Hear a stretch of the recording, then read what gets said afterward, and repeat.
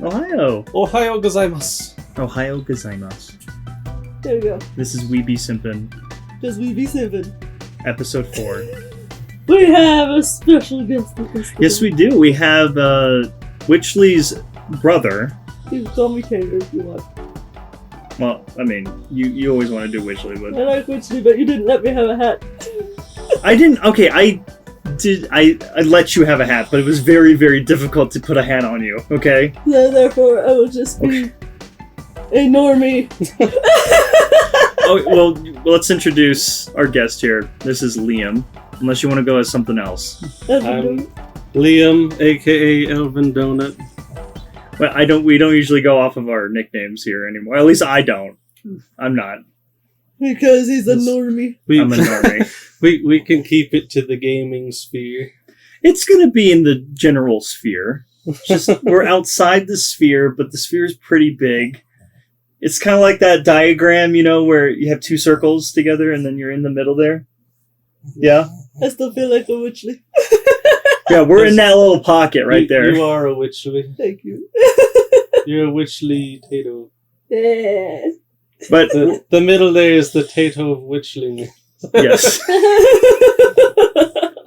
The little gooey part. The gooey goodness.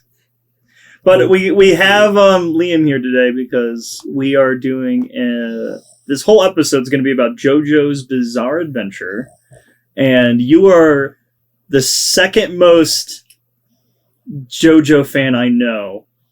Second most. Second most being Sea Dog VA, but that's somebody I don't know in the stratosphere. This is you know personally, you mean? not personally. You would be number one. No. So I did introduce you guys to the series. Heck yeah. So, yeah, so it's only fitting we bring you in to talk about it. well, I'm glad to be here. And you brushed up the last minute, A little bit. just a little bit. It's been a while since I've watched the show itself, but I've finally started reading the manga a few days ago, and I'm about halfway through part 3 already. Which is way faster than watching the show, probably. Depends. They seem to have paced it out pretty alright in the anime, because part 1, I definitely read it faster than I could have watched it. And then part 2, I had a similar experience. Oh, those are the shortest ones. Well, I'm Part curious one, about part 3. How Part accurate 3. is the show to part 3? So far, they've been following the script pretty strictly. That's awesome. Part 3 so far has been almost 1-to-1 with the manga, from my experience. Well, that's good. I mean, they stuck with the source material and didn't do what they did in 1990 with the movie. The OVA, they just OVA. did the last chapters. Yeah, they just skipped to the end. Right at the end, the battle with Dio. That was a fun battle, though. Well, before we get into more JoJo, because we're celebrating JoJo this episode because Steel Ball Run got announced.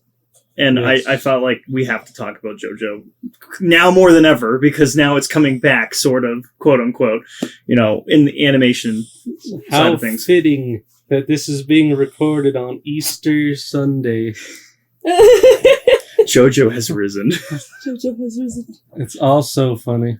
You guys don't know much about part 7, right? Yes. No, we know nothing about Steel Ball Run. We stopped at. Well, I mean, I stopped at 6, and so did Taylor. So, which is so fitting. It's like a fitting conclusion. At least to me, I feel like it's fitting. Especially I only watched the anime, so I can't speak to the manga on how they set things up. Obviously, I only know bits and pieces. I have not read it myself, but I do know one little fact that makes it being on Easter all the funnier is that Jesus is in part 7. What?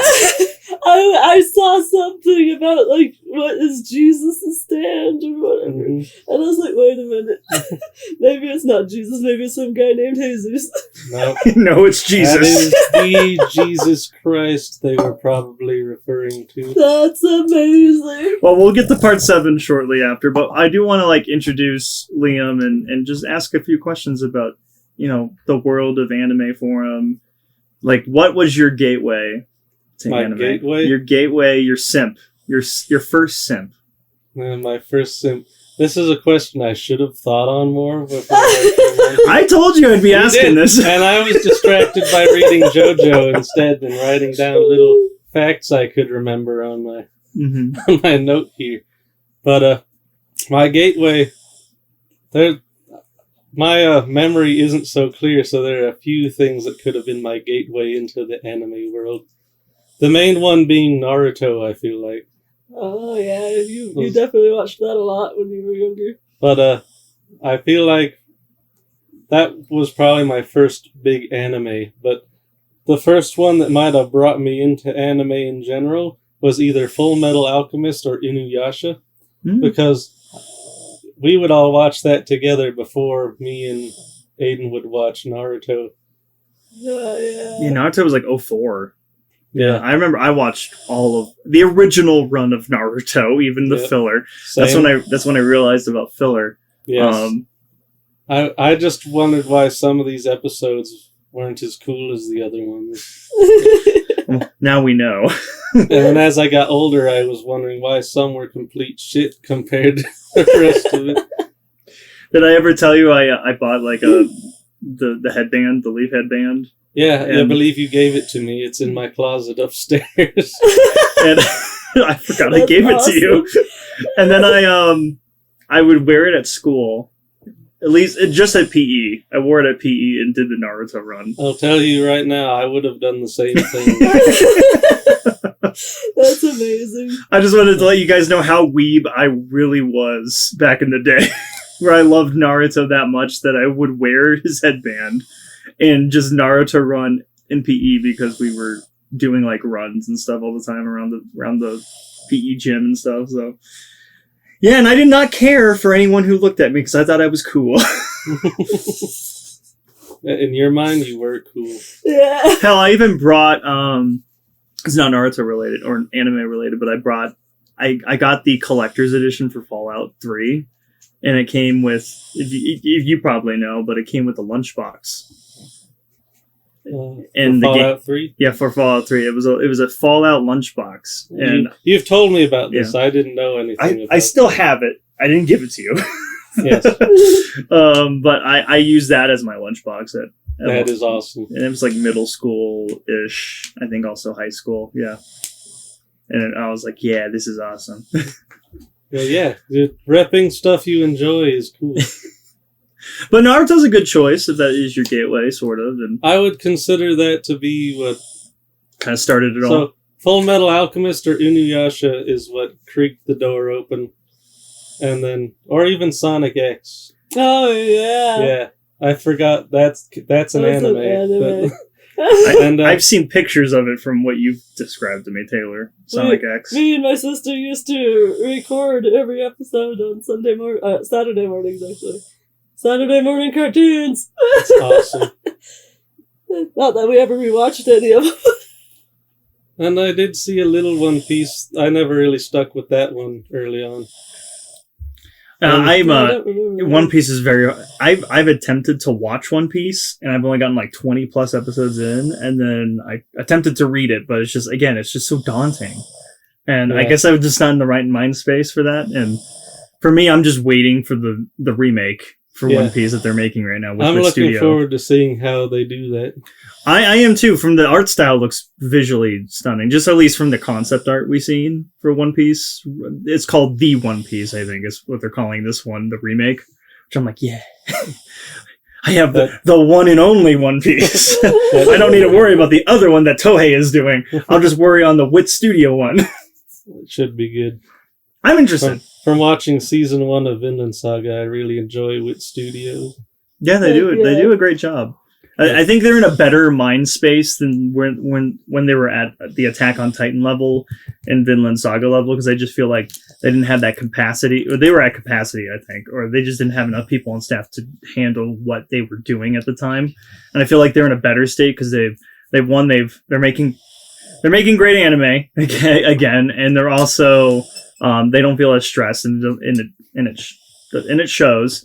And they're also collabing with a lot of other, like, they're working with Cloverworks with Spy Family. They did like a collab to make that entire show. So I'm like, that's cool. So just do more collabs, you know, just work with other studios. Share the load. Yeah. Share the load. But my early anime view is a little off because I always thought Avatar: The Last Airbender was an anime as a kid. And so in my mind, my two favorite shows were Naruto and Avatar fighting for first place. I mean, there's a lot of inspiration with Avatar, Yes. being what it is as a Western animation. Yes, they were inspired by the anime art style and the way anime is made, and they wanted to do their own take on it. shows. Yeah. And it's one of the greatest shows of all time, not even just animated. Avatar is a masterpiece. I feel like they're It is. milking it too much, though. That's at least my opinion. But Really? well, I mean, In recent memory, all these new stuff coming out, you mean? yeah. So like Netflix is doing their own like live action adaptation, which we only finished half of that. Everybody's doing a freaking live action adaptation and it just don't need it. I'm the one who was of the opinion that they're milking shit, but I was surprised to hear that from him this morning. No, I feel like they're not. They don't have the original creators on board with the Netflix version. They actually left because of creative differences. I And remember then hearing about that, and they that's formed- why I didn't bother checking it out. And then they personally. formed their own studio with Nickelodeon called Team Avatar or something like that, Avatar Studios, and they're just solely working on Avatar stuff that's in the universe that that's canon to them, and they've obviously worked on Korra. They're working on the third one now, which is called Seven Havens or something, which is the next Avatar, which I think is really cool. And they said it's only going to be 2 books, and then they're also doing a trilogy of movies with the original Aang, like in the gang, called, I don't like the title, but it's called Aang the Last Airbender or something like that. No, it's called Avatar Aang the Last Airbender. That's the movie title. They have to add his name in there. Because of James Cameron. James Cameron bought the rights to Avatar. That was around the same time too. It's like, oh my god, that's crazy. So they're having to work around and make it still recognizable. I remember it was because of the first live action movie. They had to call it just The Last Airbender. They had to call it just The Last Airbender. Yeah, because they couldn't that call is it. an infamously bad movie. Did I ever tell you I walked out of that theater? That's the only time I've ever walked out of a theater, and it was the credits at the beginning of the movie. Luckily, I didn't watch it in theater. I think our cousins brought it over or something for us all to watch. Is that what happened? That's what I think I remember I happening. thought Mom got it through Netflix. Oh, maybe that's what it was. But I remember they all came over and we all watched it together. Yeah. And then I remember all of us being equally disappointed, but we did still watch the whole thing. For And me, then it was. looking back, it is so much worse than I remembered it being. Oh, I bet. I never watched it because I walked out during the credit crawl where they're like Avatar Ong, and I was like, How "That's they it, I'm done." pronounced it was They enough. pronounced it wrong, and I walked off. I was like, "That's it, I'm done." And then I asked for my money back. You should have waited till it took 4 airbenders to carry 1 pebble forward towards you. 4 airbenders, really? Wow. Earthbenders. My bad. Earthbenders. 4 earthbenders doing their dance, and then they go shaw, and then 1 pebble floats across the screen and hits a single firebender. The firebender just stood still and just like he did like the. He was like, oh. I thought it was like the Austin Powers scene where he's running him over with the It may as with the well slow have been. roller. It may as well have been. That was your first time getting an Avatar. Was the live action? I'd never watched the show before the movie, Yeah. and then I was like, "Oh, there's some really cool stuff in here." And then the show was just so much better. I remember trying for years to get all of you to check it out, and Yeah. to no avail. And then I think Took the movie to do it. I think we got Mom into it just before the movie, or at least interested in it. I Maybe think. so. And she watches that religiously now. Yes. She watches that like every other week. I tried getting her to watch it a lot, and then at some point it was just on the TV, and she got engrossed in it. That's usually the best way to get her into stuff. And Just then, put it on in the background. Yeah. It's like, then she finally was like, "Hey, can I borrow your DVDs?" That's awesome. Yeah, because you collected all the DVDs. Didn't you? Yeah, we had them all on disc. I don't Yeah. know where they are now, but Yeah. well, Avatar: The Last Airbender. That was one of your Oh, yeah. first gateways. Oh, Oh, yeah, who's your simp though? Like who did I you would say it was Katara. I didn't mean about Avatar. I just meant I like in know, general. I Like, know. did you have a simp? I'm trying to think who I mean, was my first you can actual just- anime sim. You could just say Sasuke because I mean Naruto loves Sasuke. Yeah, but that wasn't true. Growing up the whole time, I thought Sasuke was a big wiener head, and then it wasn't until I became an edgy teenager where I'm like, oh, Sasuke's got the right idea. And then I became an adult and I was like, Sasuke's still kind of a wiener for all that. So you went through his kind of. I went through a roller A lot of coaster with phases. Sasuke. That's awesome. I made this proclamation with Taylor just because I was like, if I ever get you into we ever watch Naruto again, because I don't know if I could ever stomach to watch it again, but I would skip all the filler, of course. Oh, the like- original Naruto is fantastic. If you Mhm. skip all the filler, that's just good stuff throughout the It's whole really thing. good. It's just like Bleach, with Bleach having a great story, but just don't put the filler in. But they still included the filler with some of the story going forward, which I was like, that was really irking me. But Some things I didn't understand, but that's okay. I had to like pause and tell you what happened in this one arc that we're never going to acknowledge. But like I was trying to tell Taylor, I was like, it's basically just a boy love. I mean, it's Naruto simping for Sasuke the entire time. It is a little weird how obsessed he is with Sasuke. They have That's kissed. That's amazing. canon. So Yeah, I mean, they were each other's first kiss. Yeah. That's what's canon. Wow. And it's because they were like looking at each other like, like I hate this So it was guy like a who's hate too kissing. good at stuff. And then he's like, oh, I hate this worthless guy that's trying to be obnoxious and shit. And then someone bumps Naruto while he's like crouching on this wall, and no, they he's fall crouching on into the each table. other. That's what it was. He was on the table looking straight at Sasuke. Then he Oh, gets yeah. bumped, and then they both fall into each other and kiss, and then they're like, ooh! I'm alive. That's awesome. And then I think Sakura was pissed off that Naruto kissed Sasuke before she could. I hate Sakura so much. I feel like she was such wasted potential. Mm-hmm. Why are we talking about Naruto, though? This is a... No, I we wanted could- to talk We about. could have a Naruto episode. This is secretly a Naruto's Bizarre Adventure. So, I feel like I have a different character I would simp for in every different show I watch. Oh yeah. Yeah. Well, like, So- who was your first? Like, That's come what on. I'm trying to decide. Because I can't remember what was the first exact anime I watched.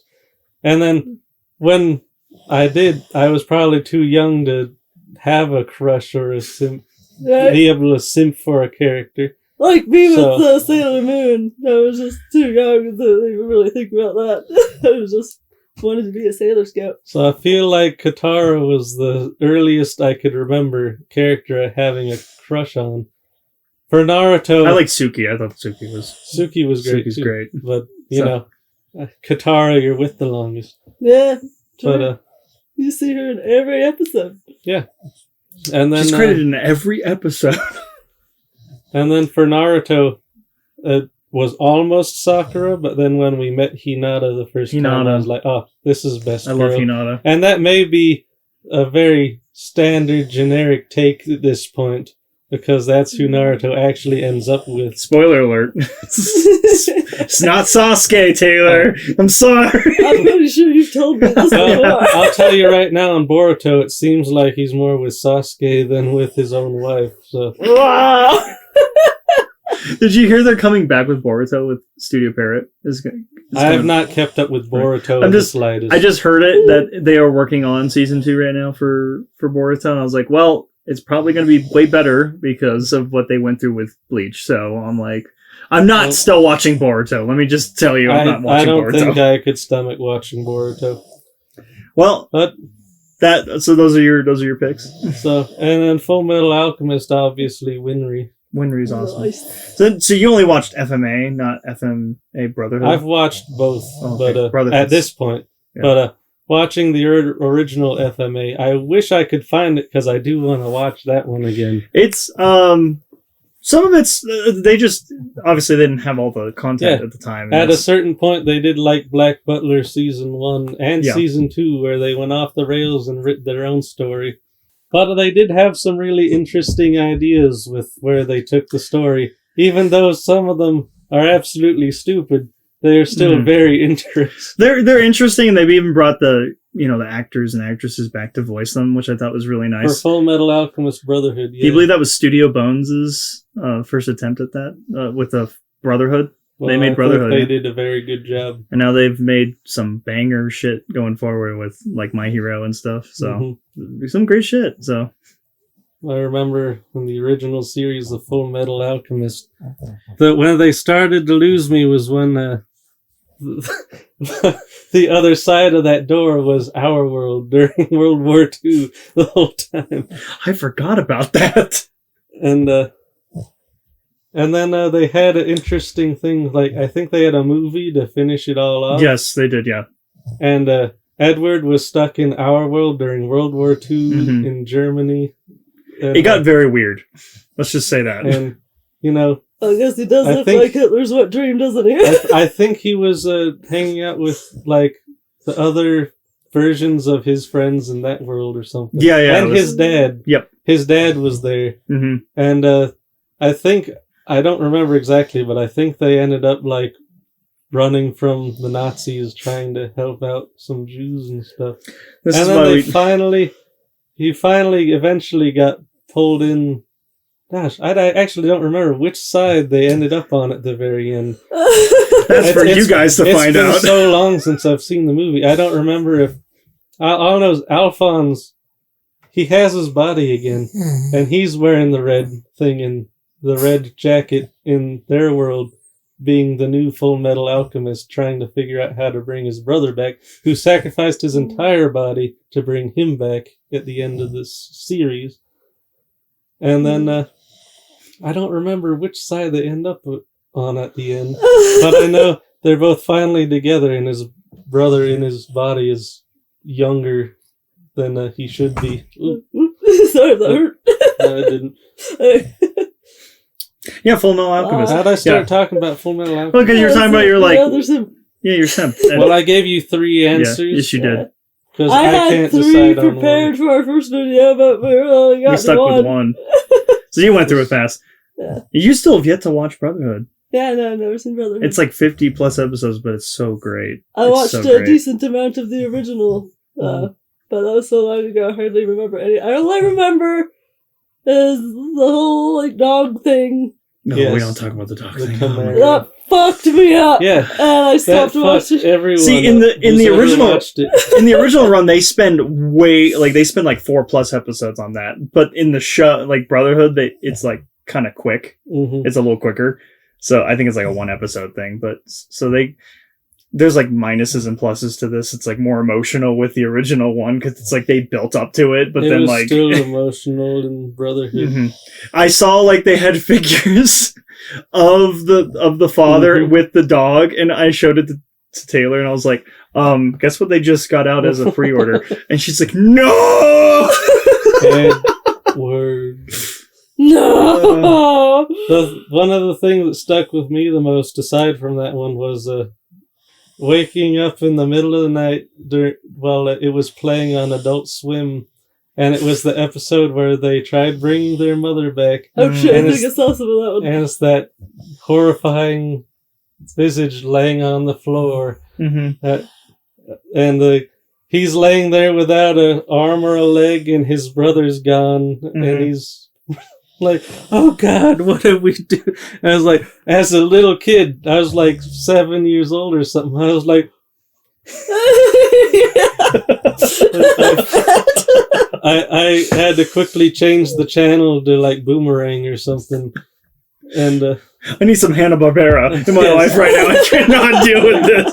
Give me some Yogi Bear. I can't handle Alphonse and Edward's mom. And that's like the first episode. It's not the first episode. Is that later on? It's very early on, but that's when it flashes back to how they got to where they're at. Because they just kind of dive us into... At least in Brotherhood, I can't speak to the original because it's been so long since I've seen it.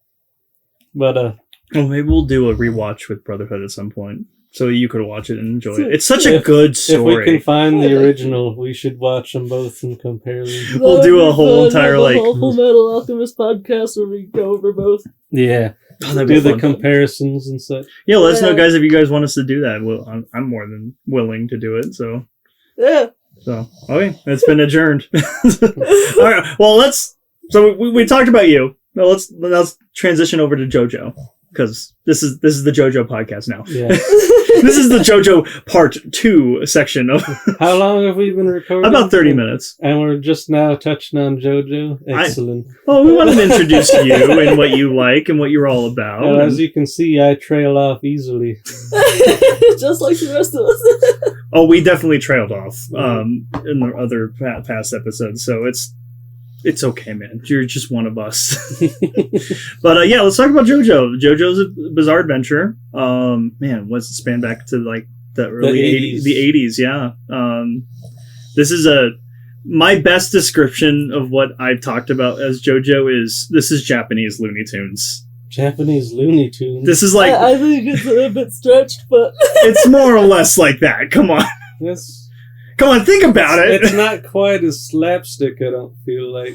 Yeah, so this is a lot just the scenarios that people get into that's the Looney Tunes-esque of them. I mean, come on. I mean, like how did they get out of that? Maybe once they reach Part 3. Well, yeah. I was thinking, yeah. But it takes a while to get to Looney Tunes Town if you stretch it as far as that description would go.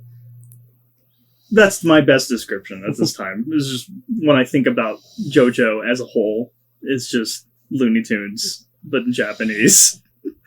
More or less. That's just my interpretation. Obviously, you guys can have your own interpretation on it. So I just think it's a bizarre adventure. It is. It's in the name. So what I want to talk about, like what was our experience getting into JoJo for the first time? Obviously, you kind of are the catalyst here. You are the reason I got into JoJo. And she's the reason I got into JoJo because of you. So there's like an entire domino effect here. You into JoJo. Yeah. Well, the memes. The memes. I started seeing all these memes everywhere on the internet. And I was wondering, what the hell is this weird-ass show? And I finally decided to look into it, found where I could watch it, and I think I did a free trial on Crunchyroll or something, maybe. No, that wasn't until Part 5. I think it was on either Hulu or Netflix at the time. Yeah, Netflix didn't grab the rights until after Part 5. So it might have been on Hulu. Yeah. And then I watched all the way up to Part 4. And then because I just wanted to know what this stuff was I kept seeing online. Like the cherry scene. Oh the cherry? Was that the one thing that like sold you on like, okay, I have to watch this thing? I was seeing so many things, and in the comments everyone was going, is this a JoJo reference on everything? And I was like, what's JoJo? It's like, I can't stand JoJo Siwa. and then I was like, JoJo's Bizarre Adventure. This looks fucking weird. And then I finally watched it. I think I watched all of Part 1 in one sitting. No, I mean, the Part 1's really short. It's like, what, 8 episodes? Not even that, maybe 4? 10 or 11, maybe. Okay. Well, I know they put Part 1 and 2 together as one, them in like kind of the one same part. Season. Yeah, so I was just like, I know Season 1 of JoJo being Part 1 and 2 is very short. Like, maybe less than 20 plus 24 episodes. I know Part 2 they took longer on than Part 1. Mm-hmm. But I know we brush off on Joseph really fast. Or no, Jonathan. Sorry, Jonathan's Jonathan's story wraps up pretty quick. Yeah. But it was like that in the manga too. It didn't take too long. Yeah, you started reading the manga this week. Yes, I'm about halfway through part 3 now, and part 3 has been very true to the manga. They've been accurately depicting and kind of sticking with the script very closely. Mm-hmm. In part 1 and 2, they did cut some fluff out to let it go by faster. The part 3, they took the full season. Isn't part 3 like 50 episodes long or something? It's pretty long. I think it's the longest the one longest. out of all the other parts, because Diamonds Unbreakable is pretty long. Even I think part 5 might be a little longer than part 3. Golden Wind. You know what? Let me look up the episode. Yeah, go count. ahead. You have the ability. Just keep riffing though.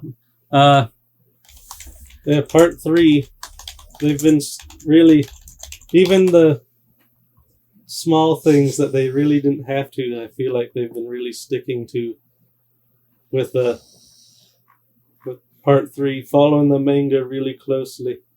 That's awesome. And the main things that have changed have been, like I said before we started recording, I think it's color schemes.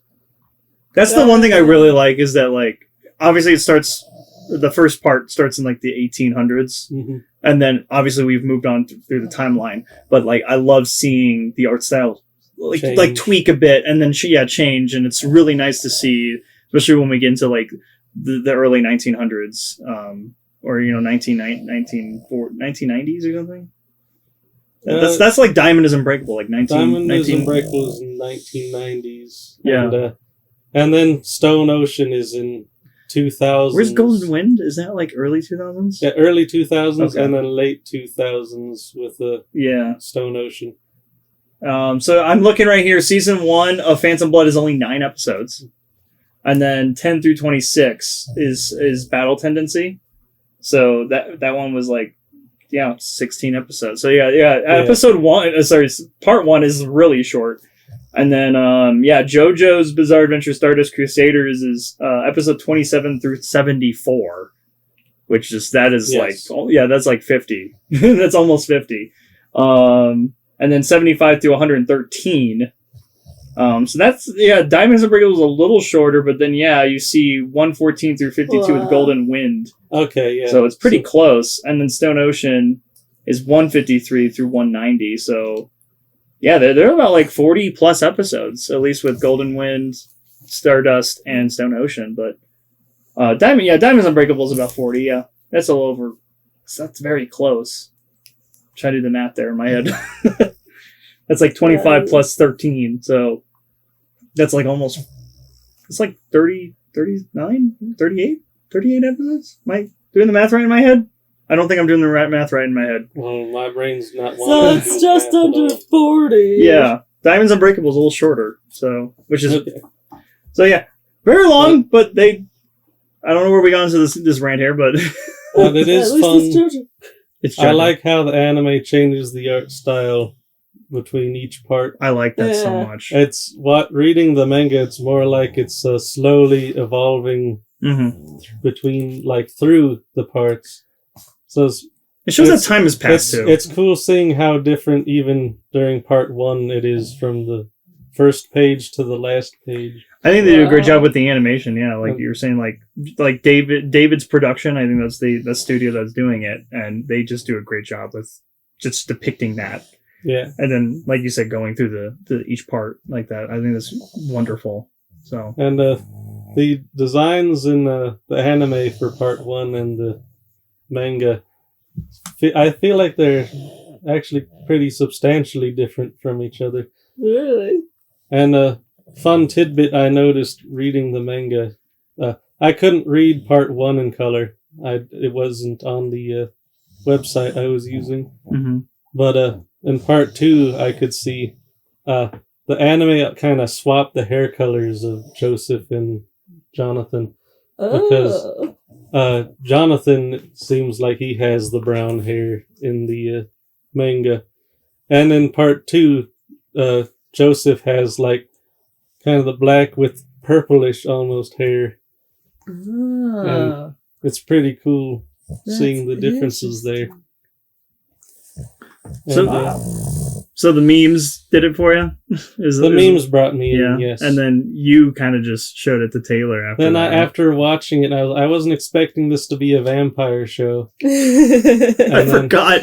I go back and think about that. Oh, God. It is a vampire show. Then I was like, I need to show Taylor my vampire buddies. Heck yeah, I love vampires.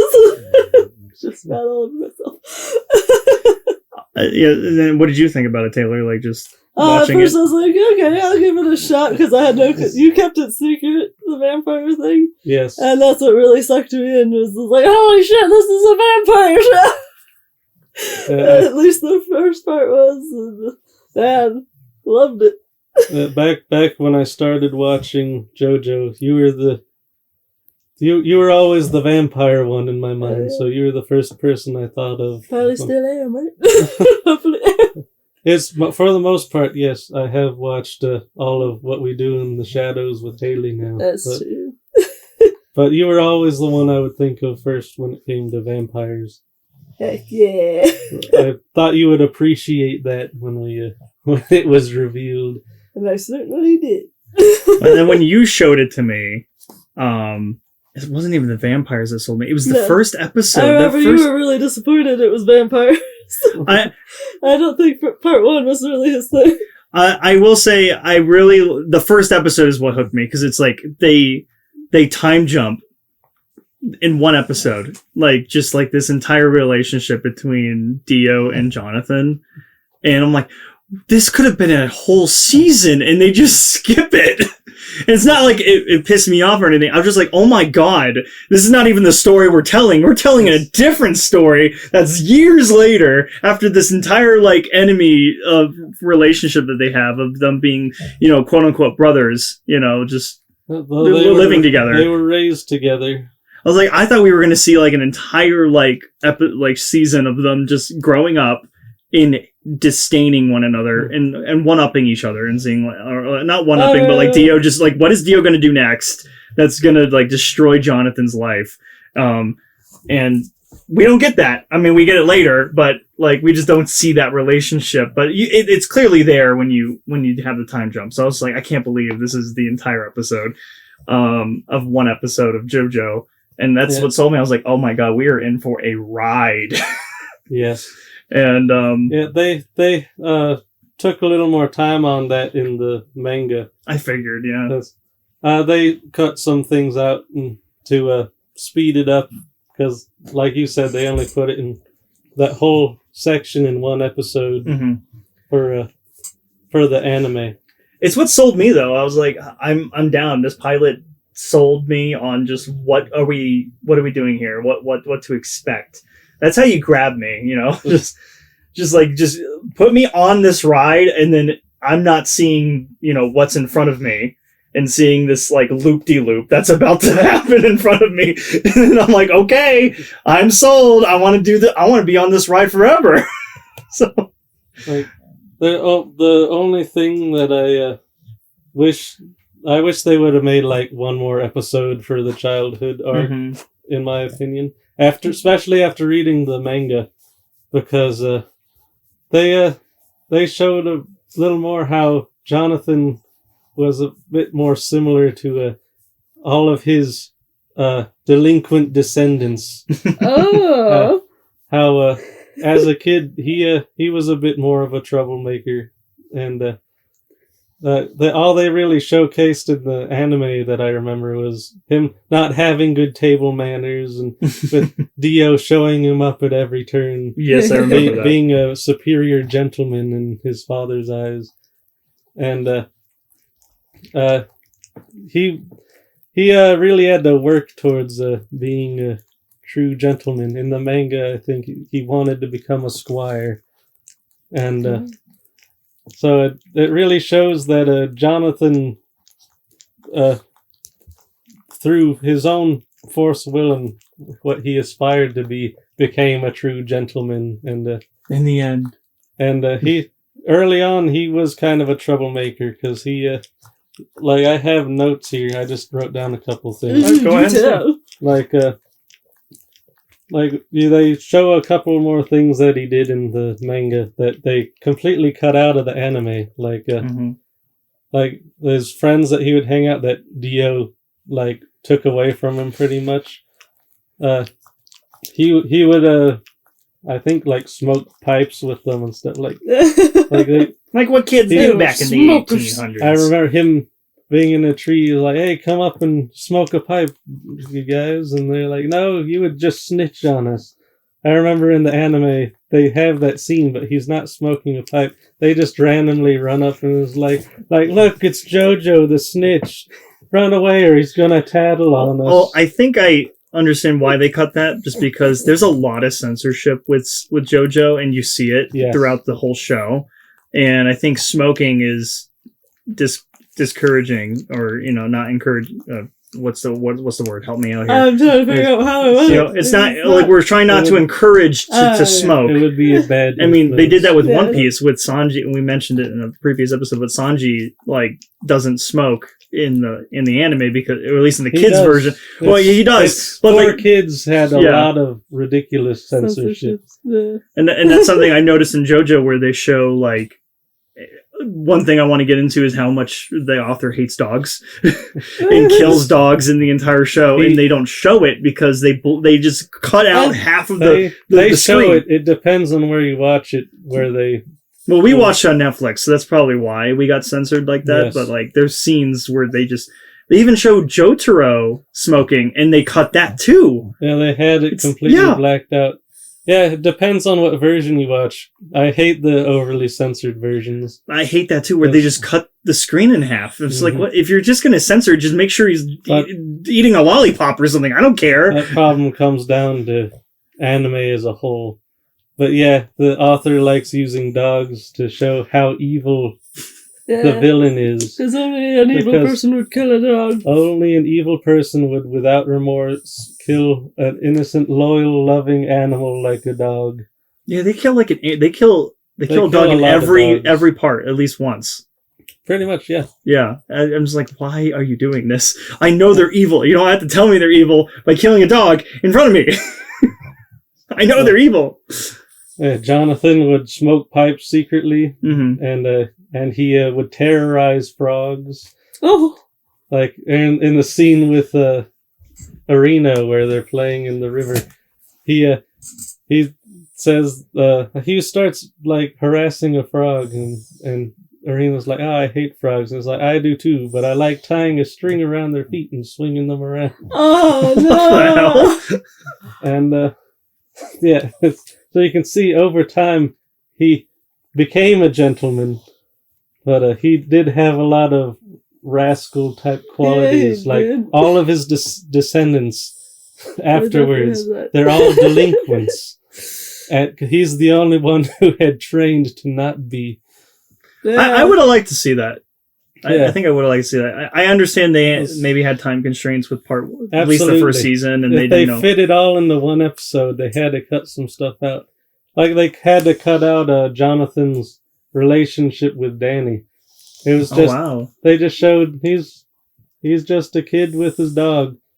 Obviously he loves the dog, but until they killed the dog. But they show in the manga that he at first didn't get along with Danny. The first time Danny was brought home, he bit Jonathan, and then Jonathan was always throwing rocks at him and being mean to him, trying to keep him away, until at some point he fell in the water and was drowning, and Danny jumped in and dragged him out and saved his life. Wow! And from that point onward, they were inseparable best friends. Oh.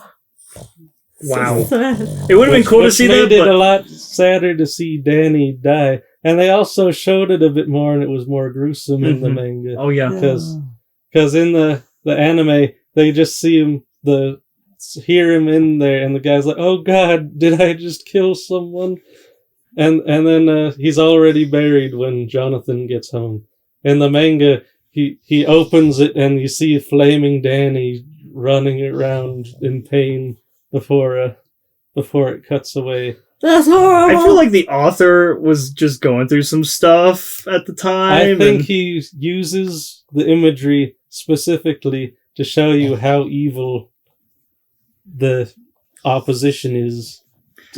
So, Well, that's something he uses dogs as a tool to show how evil the villains are. I feel like maybe he didn't know how to write Jonathan at that time because of how young he was. Maybe because the author was young and just a teenager himself. That's what I imagine. If you read, if you look at Berserk, the early chapters of Berserk, they make Guts the most like edgy protagonist. The first shot, spoiler alerts, he's fucking a demon at the beginning. And they never talk about that going forward. So it's so weird. I just feel like maybe he was venting as at that age, through his manga. That's what I'm interpreting. I didn't get that impression. No, reading it, Jonathan was a very relatable character. He's just a kid. He doesn't want to be doing all this high class fancy shit. He just wants to get along with and play with other kids. And maybe he just doesn't want the responsibility. He aspires to be a noble squire one day, but he's still just a kid. It's very relatable why he is kind of a delinquent. Yeah. And then Dio is consistently sabotaging every aspect of his life to try to make him go insane.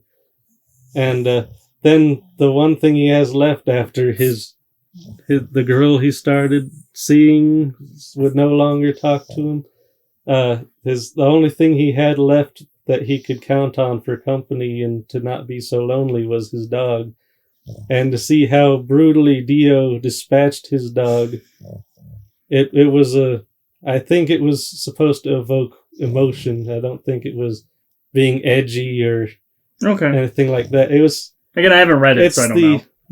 I think it's the art style and conveying how evil Dio is, even as a child. And it really drives home seeing Danny on fire. It's very sad. I'm glad we don't see that in the anime. That would have destroyed me. It still got the message across in the anime, not seeing him at all, just hearing that it happened. Indeed. But in the manga, that's definitely conveying this 10-year-old, 11-year-old kid is the worst piece of shit I've ever seen. Yeah. And I think it gets the message across. I think he wrote Jonathan fairly consistently. I like Jonathan. Jonathan's one of my favorites, actually. After he grew up, this is where he is finally sure of himself. Dio kind of gave up on ruining his life at that point and kind of went incognito. Instead became acting like he was a good kid, and to the point where Jonathan was questioning if those things even happened when they were a kid. Like, another form of brilliant mindfuckery. Exactly. And I like the psychological battle that takes place especially what Dio does to a bunch of people throughout the whole series. So it's in the beginning, but mainly just Jonathan. Yeah. You could see from the beginning Dio was a conniving, intelligent, crafty bastard, and Jonathan was just a noble soul kind of deal. He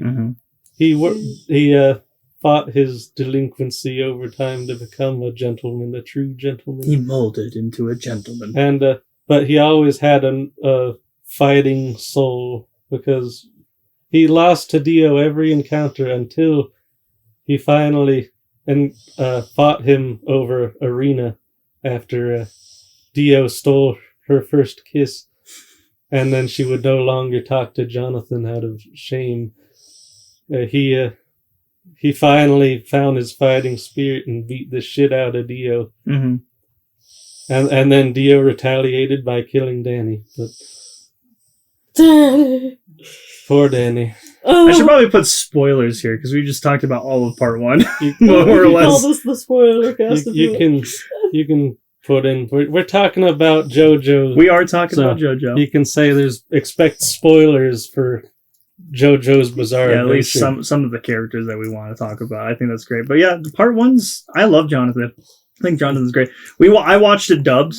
I stuck to the dub throughout the whole show with Taylor. I know you guys watched it subbed, but I got to experience Johnny Bosch being Jonathan. I thought that was a perfect choice, and he has again, I love when dubs at least put more effort into with the accents, and Johnny Bosch, who's one of my favorite voice actors in anime, that did like an English accent with Jonathan. I was like, that's so perfect. So really cool. I need to watch it in dub still, but it's really some fun. of my favorite parts are when these Japanese voice actors say things in English.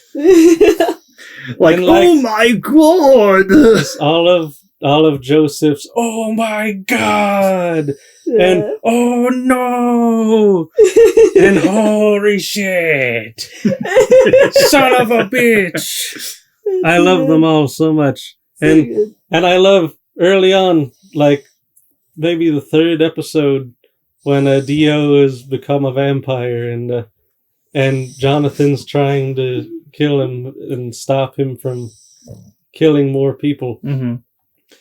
When they're falling into the flames, and Dio just shoves his hand through the wall to stop himself from falling. He goes, "Goodbye, JoJo." I love it. That's awesome. There's just so much fun character with the Looney Japanese Tunes voice acting. Japanese is what I'm saying. I still wouldn't go to Looney Tunes level. There's just so much style. It's so odd. Yeah. I love when he writes himself in a corner, and then we have to find out what he's going to do next. Is the author, when he does that, where he's just, they're in this predicament, but it's like, well, how do we get out of this predicament that's going to obviously kill us unless we do something in 0.5 milliseconds, you know? Yes, I noticed there's a lot of ass pulls, but then there are some, especially during Battle Tendency, where I was noticing, like, oh, if you're paying attention, this was done several panels ago. Like, you just weren't paying attention. Like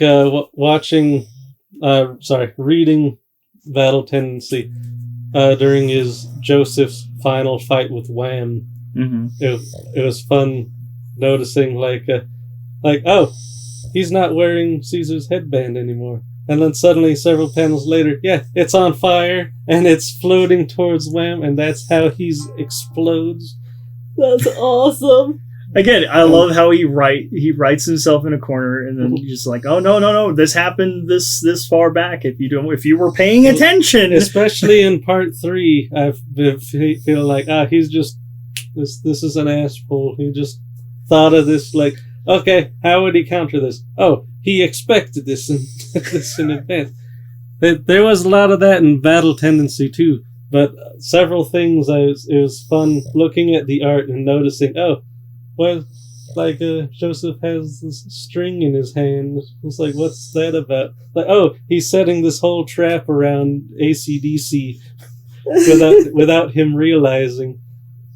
And oh, AC/DC did notice, but there was a second string behind that string. And I was like, okay, there's the ass pull. Like, I saw him setting stuff up, but well, I do want to mention, because you're pulling out names that sound oddly familiar, because I want to mention that, like, the author really loves his music. Yes, and that very shows, because he names almost everything out of music related stuff. So like almost every character, and in later parts, every power is named after a band or an album or an artist. Yeah. Like, it's so perfect. I love it. It was just like him kind of showing his love for something and then putting it into his own series. And like you said, AC/DC, Wham. I'm trying to think of other ones early on, but they obviously get more and more complex. The ultimate Joe Bro and the best waifu of the series, Robert E.O. Speedwagon.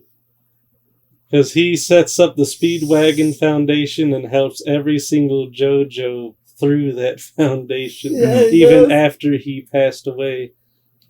Even Dio is a reference. Yeah, Dio is a band. Yeah. I just think that's so cool. Yeah. So, just really, really cool. I know we're gonna get into It's it, but like very some of fun. our favorite Stan users are gonna probably have some related names. to I stuff. believe Zeppeli was like loosely Led Zeppelin, yeah. And then I love when you see some of his like the people he trained with. There's Tom Petty Yeah. and then his two disciples that trained alongside Zeppeli, which are Dyer and Straits. Yeah. It's so brilliant. I just love that he just. I love the references. There's a lot of fun to be had noticing and finding all the references in JoJo's Bizarre Adventure. And another one that's really fun is the monster that shows up shortly after Dyer and Straits appear is Doobie. I'm And trying to remember. Dude, At least in the anime. I don't remember if it was the same in the manga or if it was a weird translation, but in the anime, all the monsters that showed up after Doobie were his brothers, like the Doobie brothers. Oh, I understood that. Okay, never mind. That makes perfect sense. So I just love the references. I think the references are so cool, Yes. and that's going forward through the entire like just all the parts have references to that stuff. I Which love it so much. The three main antagonists, part 2 is AC/DC. AC/DC, Wham, and Cars. And then they had Santana.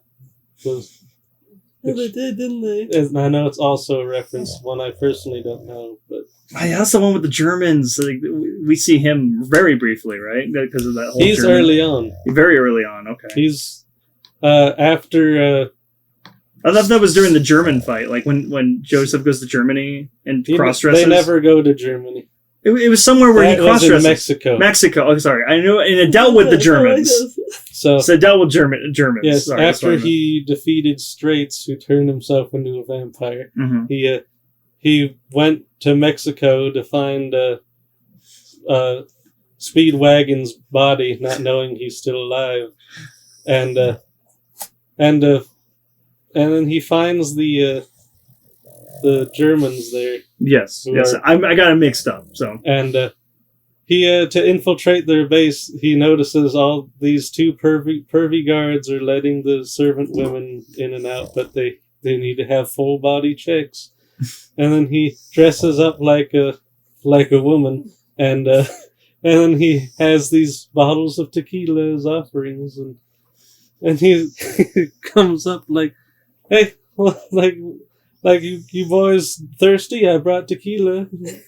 And then they immediately it's the worst cross-dressing. it's the best cross dressing, okay? Yeah. And they immediately pull their guns on him, and he's like, whoa, what about the full body check? and they're like, who is this ugly man? And then he's like, ugly? And then I believe he shoots the corks of the tequila bottles at them.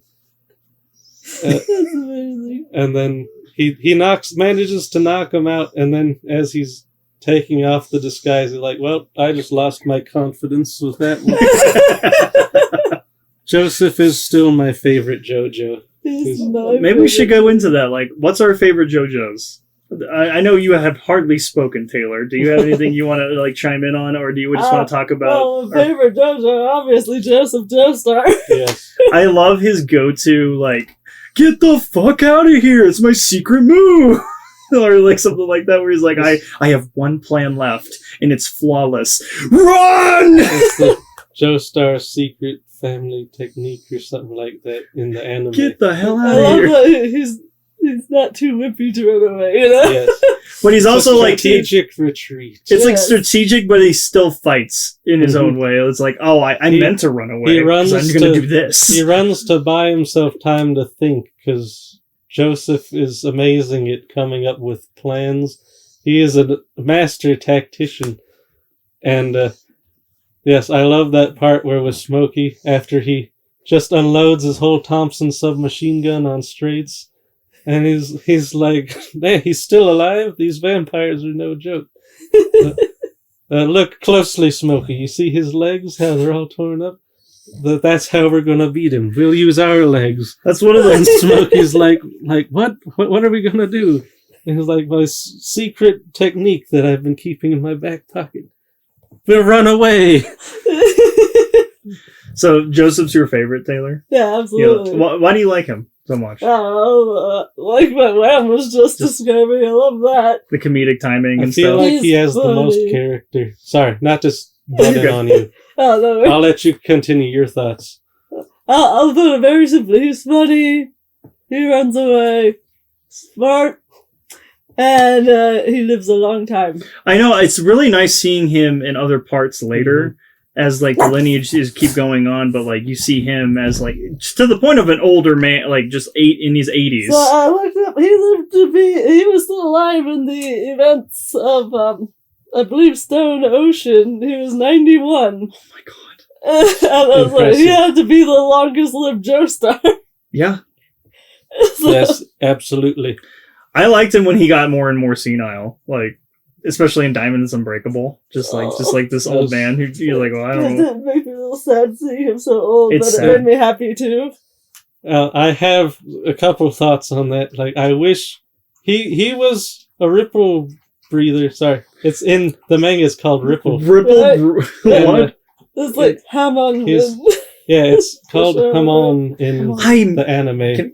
I They miss called Hamon it- so much. Me too. But I know they could have only went so far with Hamon, and They that's why literally could have done whatever they want with Hamon. they could have. But it's he decided to go with stands, and he enjoyed that, and what that let him do more, I guess.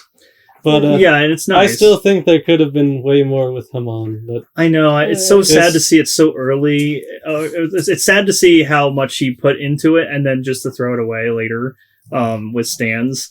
And I know going forward, he basically just kind of writes it all off and just makes it all stands, which is I'm okay with. I like stands. I love the stand concept, but I just really like the history of Hamon and them talking about it and like how to do it, and it's all about breathing, yes, mastering the breath and using those vibrations to create a ripple like in water. And I could go on about that, but what I wanted to touch on and why I brought it up was because Joseph was a natural born Hamon user. Mm-hmm. And he had the ability ever since he was a kid to use it. So I feel like how had he stopped doing the ripple breathing, the Hamon breathing? Because that keeps you young and has great healing properties. And also keeps you longer to live. Yeah. Which probably explains why he lives so long. Straits at his age looked younger than him Mm-hmm. before he was pissed off about being older and wanted to become a vampire. So Joseph, I feel like, should have been better along by the time part 4 comes along. Yeah. But I have another theory on that too. While reading the manga, I remembered the lover's stand. Mm-hmm. It goes in his brain and starts using his brain cells to make copies of itself and to feed to Dio's bud in there. That's right. And I'm like, is this where the dementia set in? 'Cause- Maybe using it too many times, like, just obviously just kills his brain cells over time, like you're saying. like, Yeah. what are you talking about? I mean, the lover's going in and fucking with his brain directly. Oh, not his. Oh, that's purple. Yeah, that's purple haze. His or is whatever. purple hermit. Hermit. Okay, sorry. What's His- the lover's one was? The lover's was Steely Dan's. Okay, my bad. Sorry, I'm mixing them up. Yeah. Okay. He sent his little stand into his brain, and whatever damage That's was right. dealt on Steely Dan was inflicted several times on Joseph. I forgot about that That's episode. right. Yeah. But then you look in his brain, because Kakyoin and Polnareff go into his brain with They their magic mini school stands. bus it. Yes, they magic school bus it with their stands. And you see the lovers is in there digging up his brain, using his brain cells to do That's shit. totally what fucked And him I'm up. like, this is why Joseph becomes senile. Because the Hamon breathing should have kept him well and healthy until his dying breath. I did like him doing Hamon in Stardust Crusaders at least once, and I was like, He's did it 2 or 3 2 times. or 3 times. Okay. And then every time it was pointless. Yeah. I think he was really trying to drive home that Hamon is no longer the hotness. Yeah. I will say, I did not really... he is the most not useful stand. I'm just going to say that. That's my opinion. It's a very useful stand. Yeah. And the more I think about it, it's perfect for him and what he does. He just never utilizes it as much as Joseph should have been able to. Because he just does it with cameras, right? That's what he does.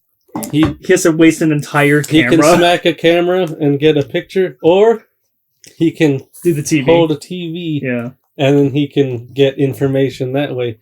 And then you find out he can use it in other ways. He can use it like it's a whip or a rope, which for Joseph should be perfect, because all the stuff in battle tendency, he was always using strings or things like that. That would have been perfect for him. That you just never see him utilize it in combat like he should be able to do. Because Joseph was pretty much reduced to the comic relief in Stardust Crusaders. That's probably the reason why I love him so much. He's just the old man on the journey. He literally defeats God, and then he's reduced to comic relief, which I love him, and he's definitely the funniest character in Stardust Crusaders, or very close to Polnareff, because he has a lot of funny parts too. Part 3 almost feels like Polnareff's Bizarre Adventure. Yeah, you were telling me about that as we were watching it, and I was like noticing. I'm like, yeah, you're right. This is like Polnareff's story, or as you used to call him, Pontareff. Pontareff. I know better now. So is Joseph your favorite JoJo? Joseph is my favorite because out of all of the JoJo's, I feel like he has the most personality. I thought it'd be Jotaro. I honestly thought you were going to say Jotaro. I do love Jotaro. I love all the JoJo's, but Joseph is my favorite because he's constantly being a smartass and reading people and goofing off or seemingly goofing off when he's actually distracting people to set up his next trap. And he consistently has the most character of all of the JoJo's throughout the entire series. That is very true, yeah. Jonathan is very short. He's like a noble soul, but very kind of like, he's almost too good, so he's kind of boring in a way. But then Joseph being the complete opposite, instead of striving to become a gentleman, he is a selfish, smartass. He's fully embraced delinquency and he is so entertaining for it. Then Jotaro, he's a delinquent, but he's like a brooding... he's like a delinquent, like never changes. He's always just been a delinquent. He's always brooding. One thing I did notice is even though in the manga he's described as not showing emotion a lot, in the manga panels he looks a lot more expressive than he is in the anime. Oh, interesting. But I do love Jotaro for pure like badass. Yeah, quality. Just being a badass. Like, I'm gonna get shit done. He's like where Joseph was his big goofball who gets everything done in his silly way, or just flying by the seat of his pants at all times. Yeah. Jotaro, he's the badass quality. Anything that happens, he meets it with steely resolve and unflinching determination, and he does have fun moments, like with Steely Dan, where he's pretty much forcing Jotaro to be his slave while the others are trying to figure out how to save Joseph. That's right. And he's like, as things are going by, he's writing in his little handbook, and Steely Dan's like, "What are you writing?" Takes the book from him, and he's like, "I'm just writing down all the things I have to pay you back with later." And you see it later. And then he's like sweating. He's like you jackass! Like, that's not gonna happen. And when it does, when it finally does, he gets the 4-page Ora in the manga. That's later, and that's like 7 pages. I love that. Yeah, I've seen that page. It's crazy. But Steely Dan is the first one who got an excessive amount of auras for his transgressions. And it was very satisfying because he's such a weasel. He's such Yeah. I'm not talking about the artist. I know nothing about him. The villain, Steely Dan, in JoJo's Bizarre Adventure. Yeah. Or the localized name, Dan of Steel. Dan of Steel. Dan of Steel. And it's so satisfying watching him get 4 pages of rapid punches from Jotaro. And then Jotaro just plucks the page out of his notebook and drops it and is like, there's your receipt. Yeah, he has like his one-liners are awesome too. He's got one-liners. He's badass. I do love Jotaro, but I do also think he might be the second most boring JoJo. I would have to agree, I think. Well, that would go into maybe our least favorite ones. What? Who's your favorite JoJo? Man, you guys talking about Joseph is kind of like throwing me back to Joseph a bit more, just because you're right. We do see him the most throughout the entire show run, or at least through up to part 6, and it's just nice seeing that, like, his younger years and then up to his older years and getting into his senile years. So I'm kind of like vibing on Joseph. I was originally going to say Yosuke. Josuke, sorry. I like Josuke so much. You put a Swedish just twist. I called him Josuke. I think probably last week he kind of got a little annoyed with me. He was like, Yosuke. I always thought it was Yosuke. It's not JoJo's Bizarre Adventure. Just like pronunciation, like you have Giorno. But that's not Joe. But it's like a G. And Josuke's not Swedish, so it's not Yosuke. Sorry, I'm used to Yosuke. Yeah, you've trained yourself to with some other characters. I've when I've played video games, they always say Yosuke. So, like in like Persona, things like that, which is also like a really cool reference to Persona as well, because they were. I think they're probably inspired by Personas are a lot like stands, basically. So, yes.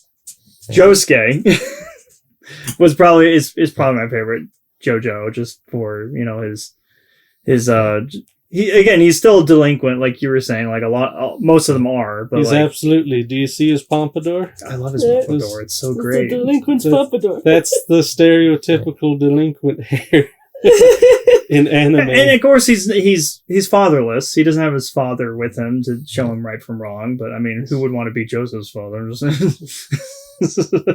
Who would want to be Joseph's father? Or son. Died. Sorry, Joseph's son. How George Joestar passed away a hero. Well, no, isn't his real father Joseph? Am I wrong? Josuke's real father is Joseph, but you said who would want to be Joseph's father? I know. I meant Joseph's. Like, who would want to be Joseph's son? Is what I meant. Sorry.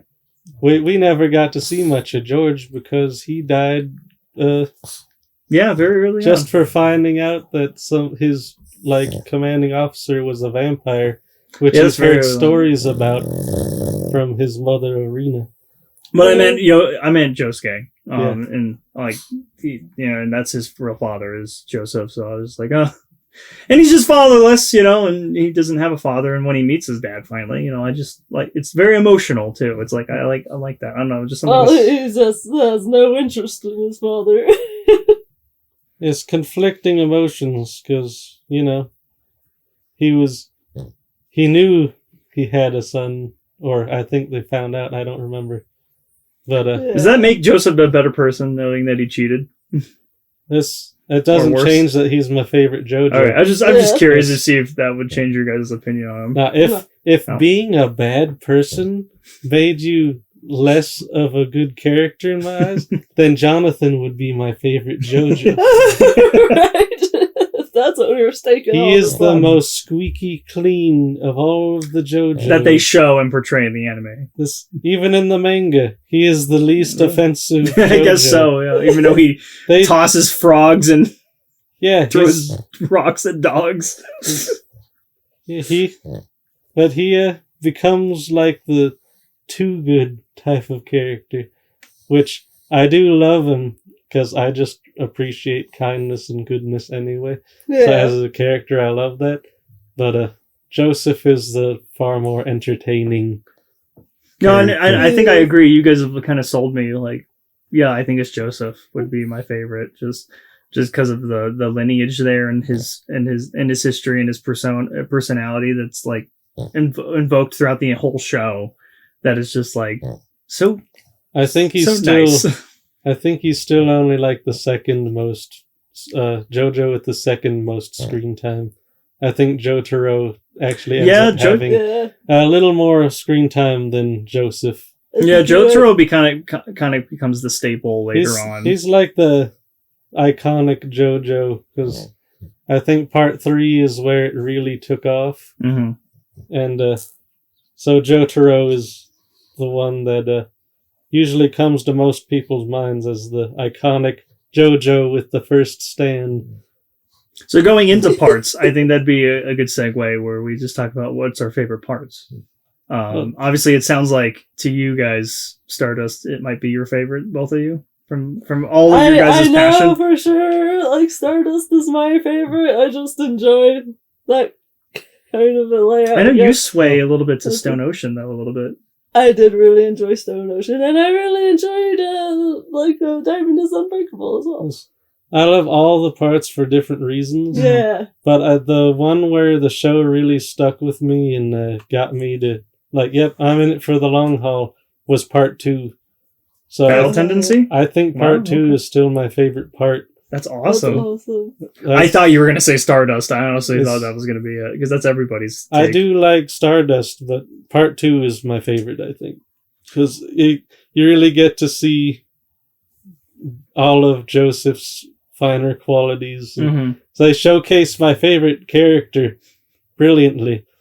And I love all of his tactics and shenanigans, how he manages to beat his enemies, and then when his plans fail, how lucky he is. Yeah. He's a very lucky JoJo. Yeah, He's a goofball. He's charismatic. He's smart, and he is entertaining above all else. So Battle Tendency is your favorite arc?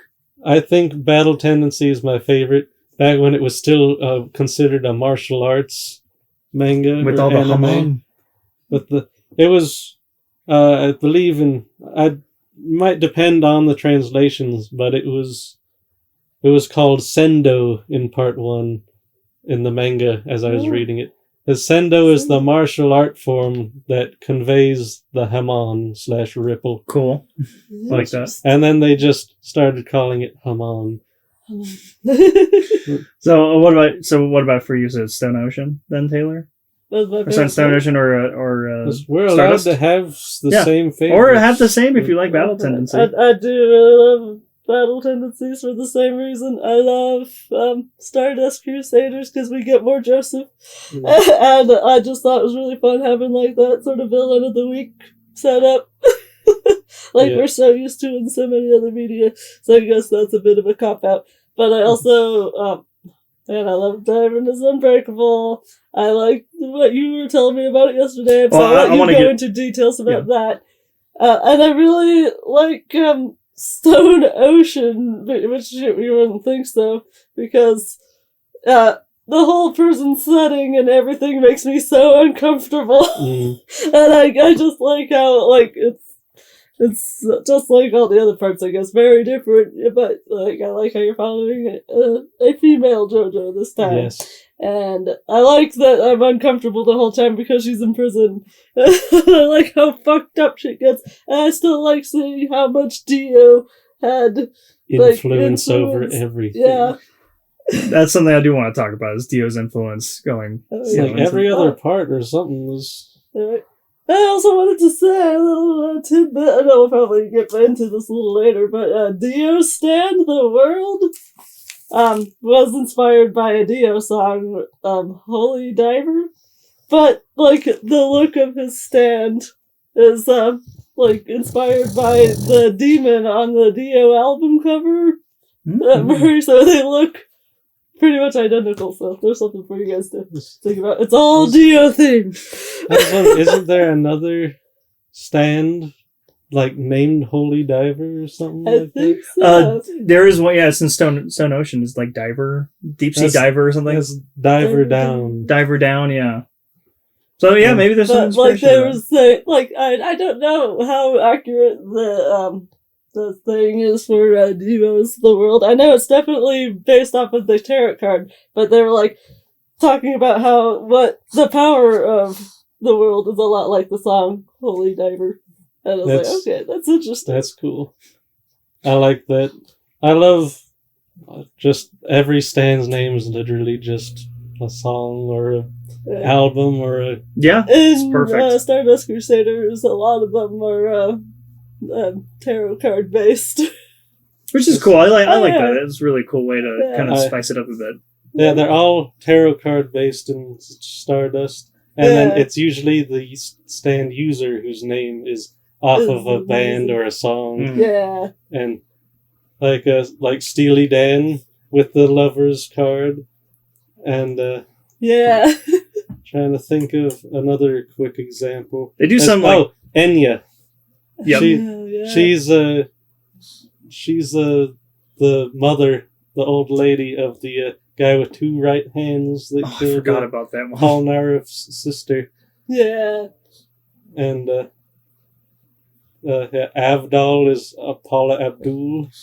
Jolene is from Dolly Parton, right? Yeah, I believe that's probably it, that song Jolene. Yeah. And you were even saying, like, later on, there's, like, a scene in Stone Ocean where they're like, Jolene, Jolene, Jolene. They're sort of doing the song. Yeah, I remember. Like the riff on it.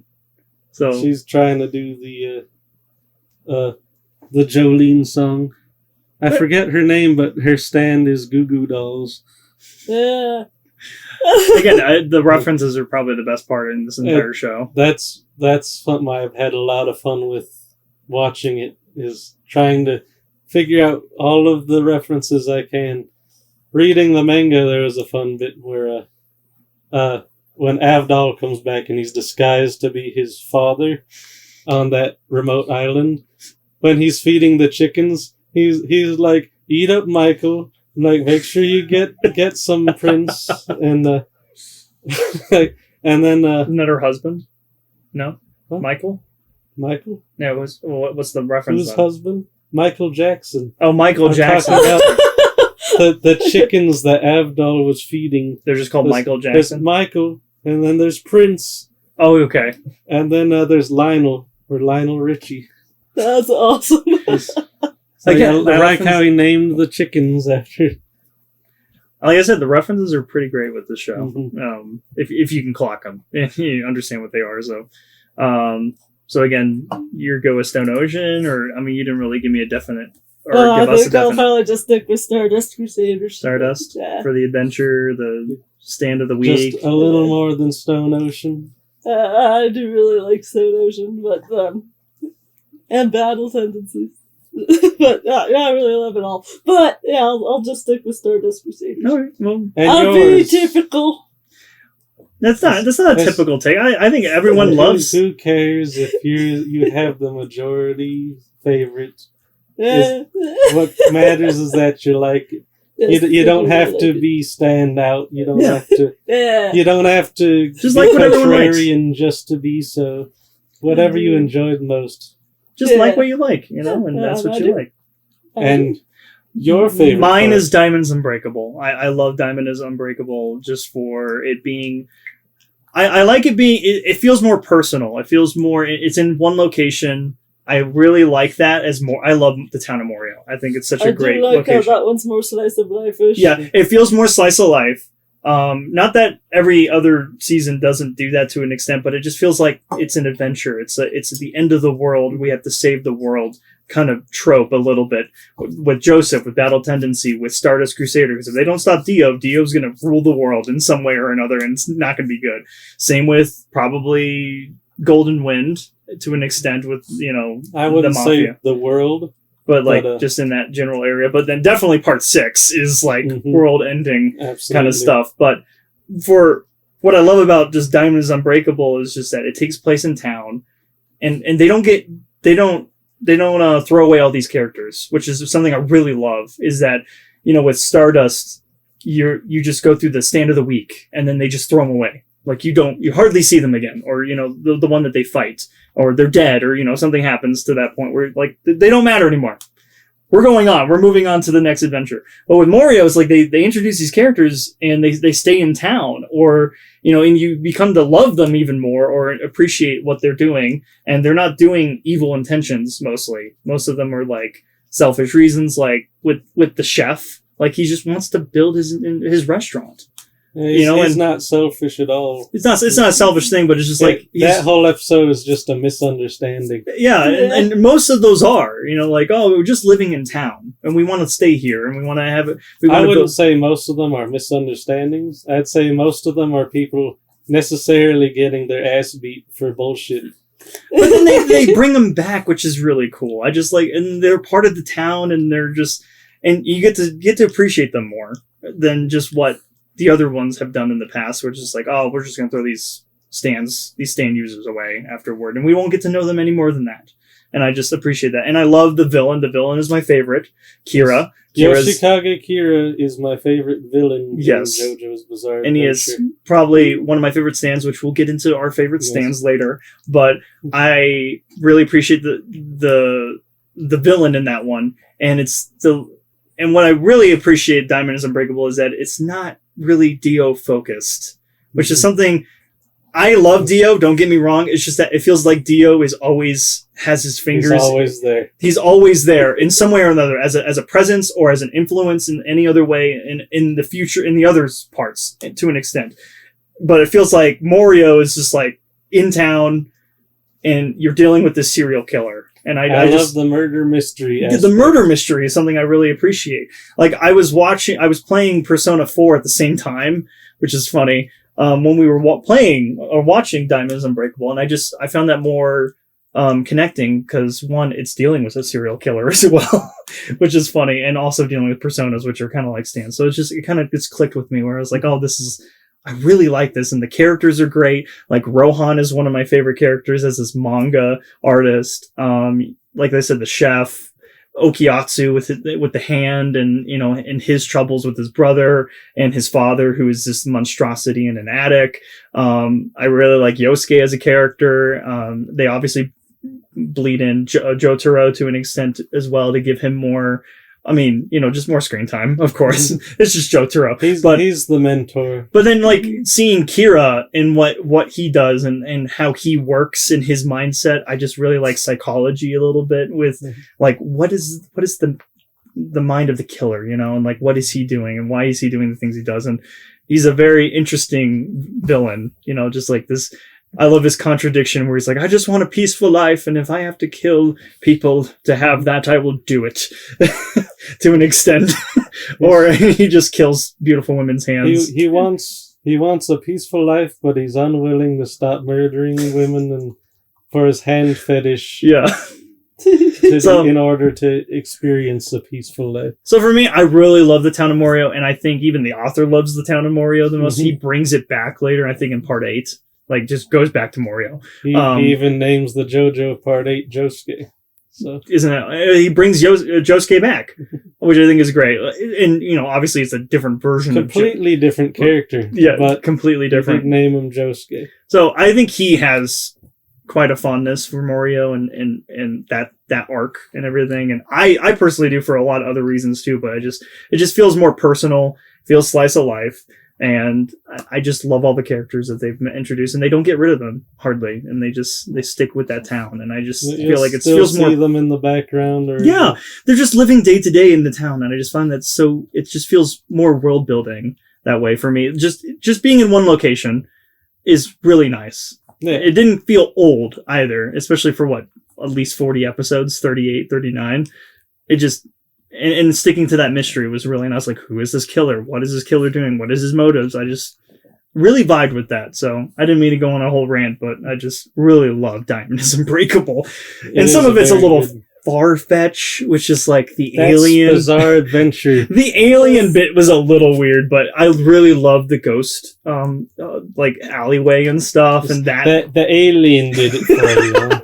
No, not the alien, the ghost. The ghost stuff actually won me over. The ghost was too much for you? No. The alien was too much That's for me. what I was saying. Yeah. But the ghost, I really like that ghost stuff. I don't know why. It's like, we'll astral project our fighting spirits into all sorts of weird shit that does the most arbitrary, random, specific powers.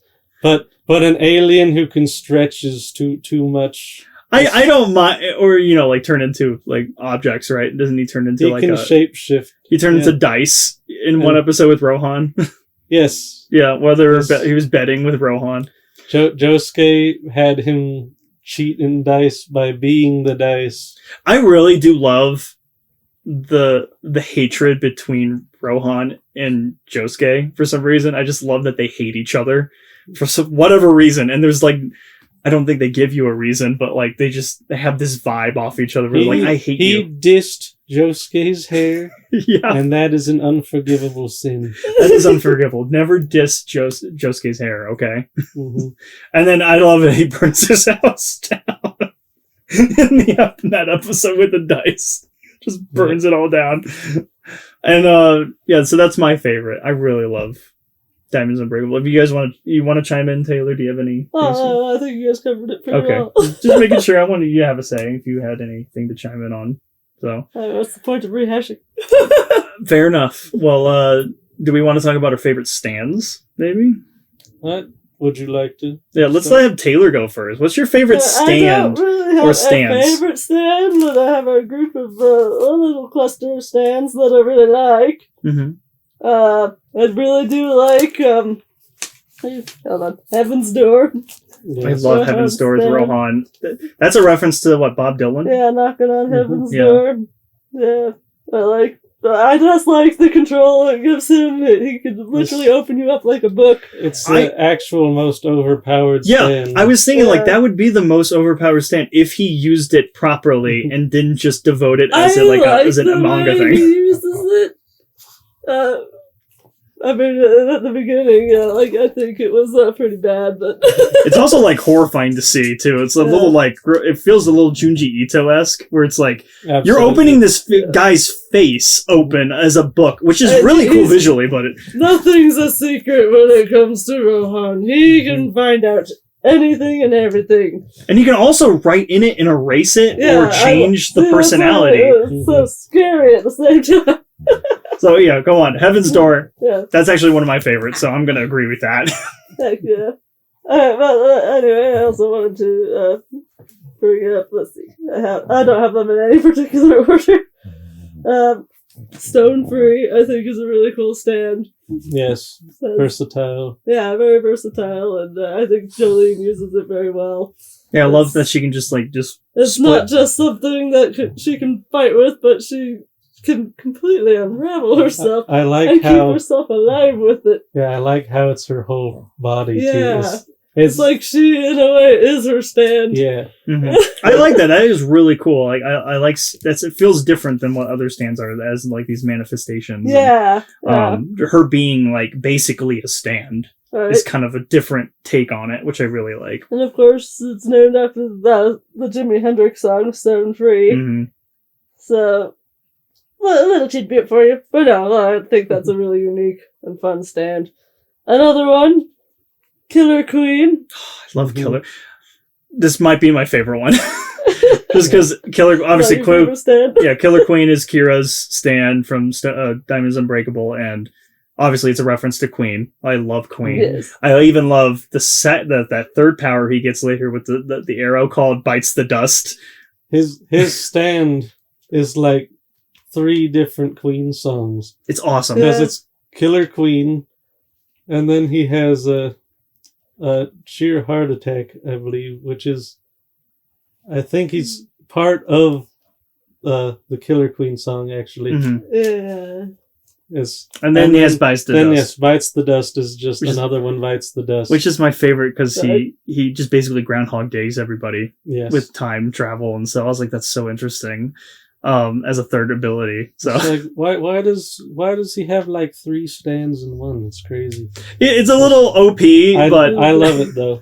and his Perfect for a look, villain, if you think about it. Mhm. his look looks so cool too, like this like panther style stand, just like this menacing look. I don't know, I dig it. I dig it so much.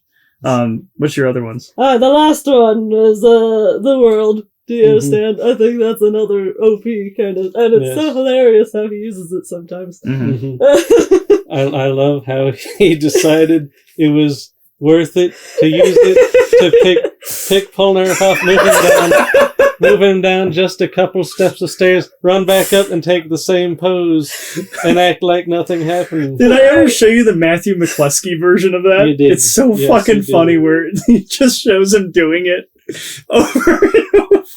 See, that's just another level of Dio's mind fuckery. He he will go the extra mile just to try and fuck you up and make you not know what's going on. I love that. Is that your favorite one, Liam? Like, is it the world? My favorite stand. Yeah, what's your favorite? I'm trying to decide on one. See, There's so that's many. so hard, and that's why I couldn't I narrow feel it like down. it'd be easier to try and pick a favorite stand for each part rather than just one. Yeah, maybe in general. so. It's entirely up to you. I mean, you obviously mentioned a few that you love, Yeah, and it's hard to just love one because it's like there's so many like just unique ones that do So different many of things. them are so absolutely stupid too. Like the sun in part 3. Mm-hmm. It's just putting a sun in the sky. It's just It's- this illusion too. You know? No, because it is burning them to death, and you can shoot lasers out of it. But it's so funny when they find out and just start laughing that it's so stupid that this dude was just like on an ATV with a mirror in front of it, tracking them under this tarp, drinking cool drinks and with his air conditioning, and he's just sitting there watching them, waiting for them to die under his sun stand. There's some like just ridiculous outlier ones. That's a good highlight. I like the one in part 3 with the chip, the gambling one with the soul chips and Yes. stuff. And That is a very fun stand. yeah. It's like not made for combat. It's made for what he's good at, deception. Yeah. I love it. It's like a whole poker face thing. You know, Mhm. I wouldn't be surprised if it would have been funny if they called him like Lady Gaga or something. Poker face is the title for that one. I forget what that one was called. I can't remember either. I'm Okay. almost there. It's like next part I You know have what? to read. This is why we have the internet. I'm just gonna look it Yeah. up. But any more you want to list off? Like, that was a good one. Like, if I could remember its name, I would have mentioned it sooner. Oop, can't spell. With his brother with the video games, they have pretty much the same stand. It's just he puts you in a doll instead of a poker chip. Mhm. Osiris? That's the stand name? Or Terrence? No, that's his namesake. Yeah, because there's that point, their stands are named after Egyptian gods. Oh yeah, that's right, Osiris. Okay, so man, I thought he was. So it would have been Poker Face or something, I'm sure. That would have been great. I just love seeing. But you also gotta wonder, when did this come out? Because this chapter could have very well come out before Lady Gaga I can look. even released that song. I can look. I can actually look on Wikipedia right now. 1991. So I'd say, yeah. Lady Gaga was still a child at that point, I believe. But at least with the animation, they could have changed the name. But I understand they were going off Stay Egyptian with- gods and stuff. Yeah. Never change the source That material. would be disrespectful. It would be disrespectful. You're right. I'm pretty sure there is a Lady Gaga reference later in Like Stone Ocean or something. Stone Ocean, or even part 7 or 8. That makes sense. But Do you have let's any see, other favorite ones? some of them are just so fun and dumb. I love how Emperor is just a gun. Yeah, it's the yeah. It's literally just a gun. There's one in part 3 I really like that uses reflections, and that's I think he's That's the Hangman. the Hangman. I really like that one where it's like even use the reflections in your eye. I just thought that was like so brilliant, along with like the puddles in the wall and the floor and the obviously the mirrors or the glass. I just thought that was really interesting around them. So It's a fun idea. yeah, really cool idea. like I said, they're all like very. Like I said, they're all unique in their own different ways. They start getting even weirder as you go further along in the show, because Part 7 and Part 8 are going to have some of the strangest, most hyper-specific stands. I'm very excited for Part 7, which is why we did this entire podcast, because I'm really excited to see this new Part 7, this new world of Part 7. Just because, do we want to go into spoilers on what Part 6 does, or do we just want to leave it there? I'll leave it up to you.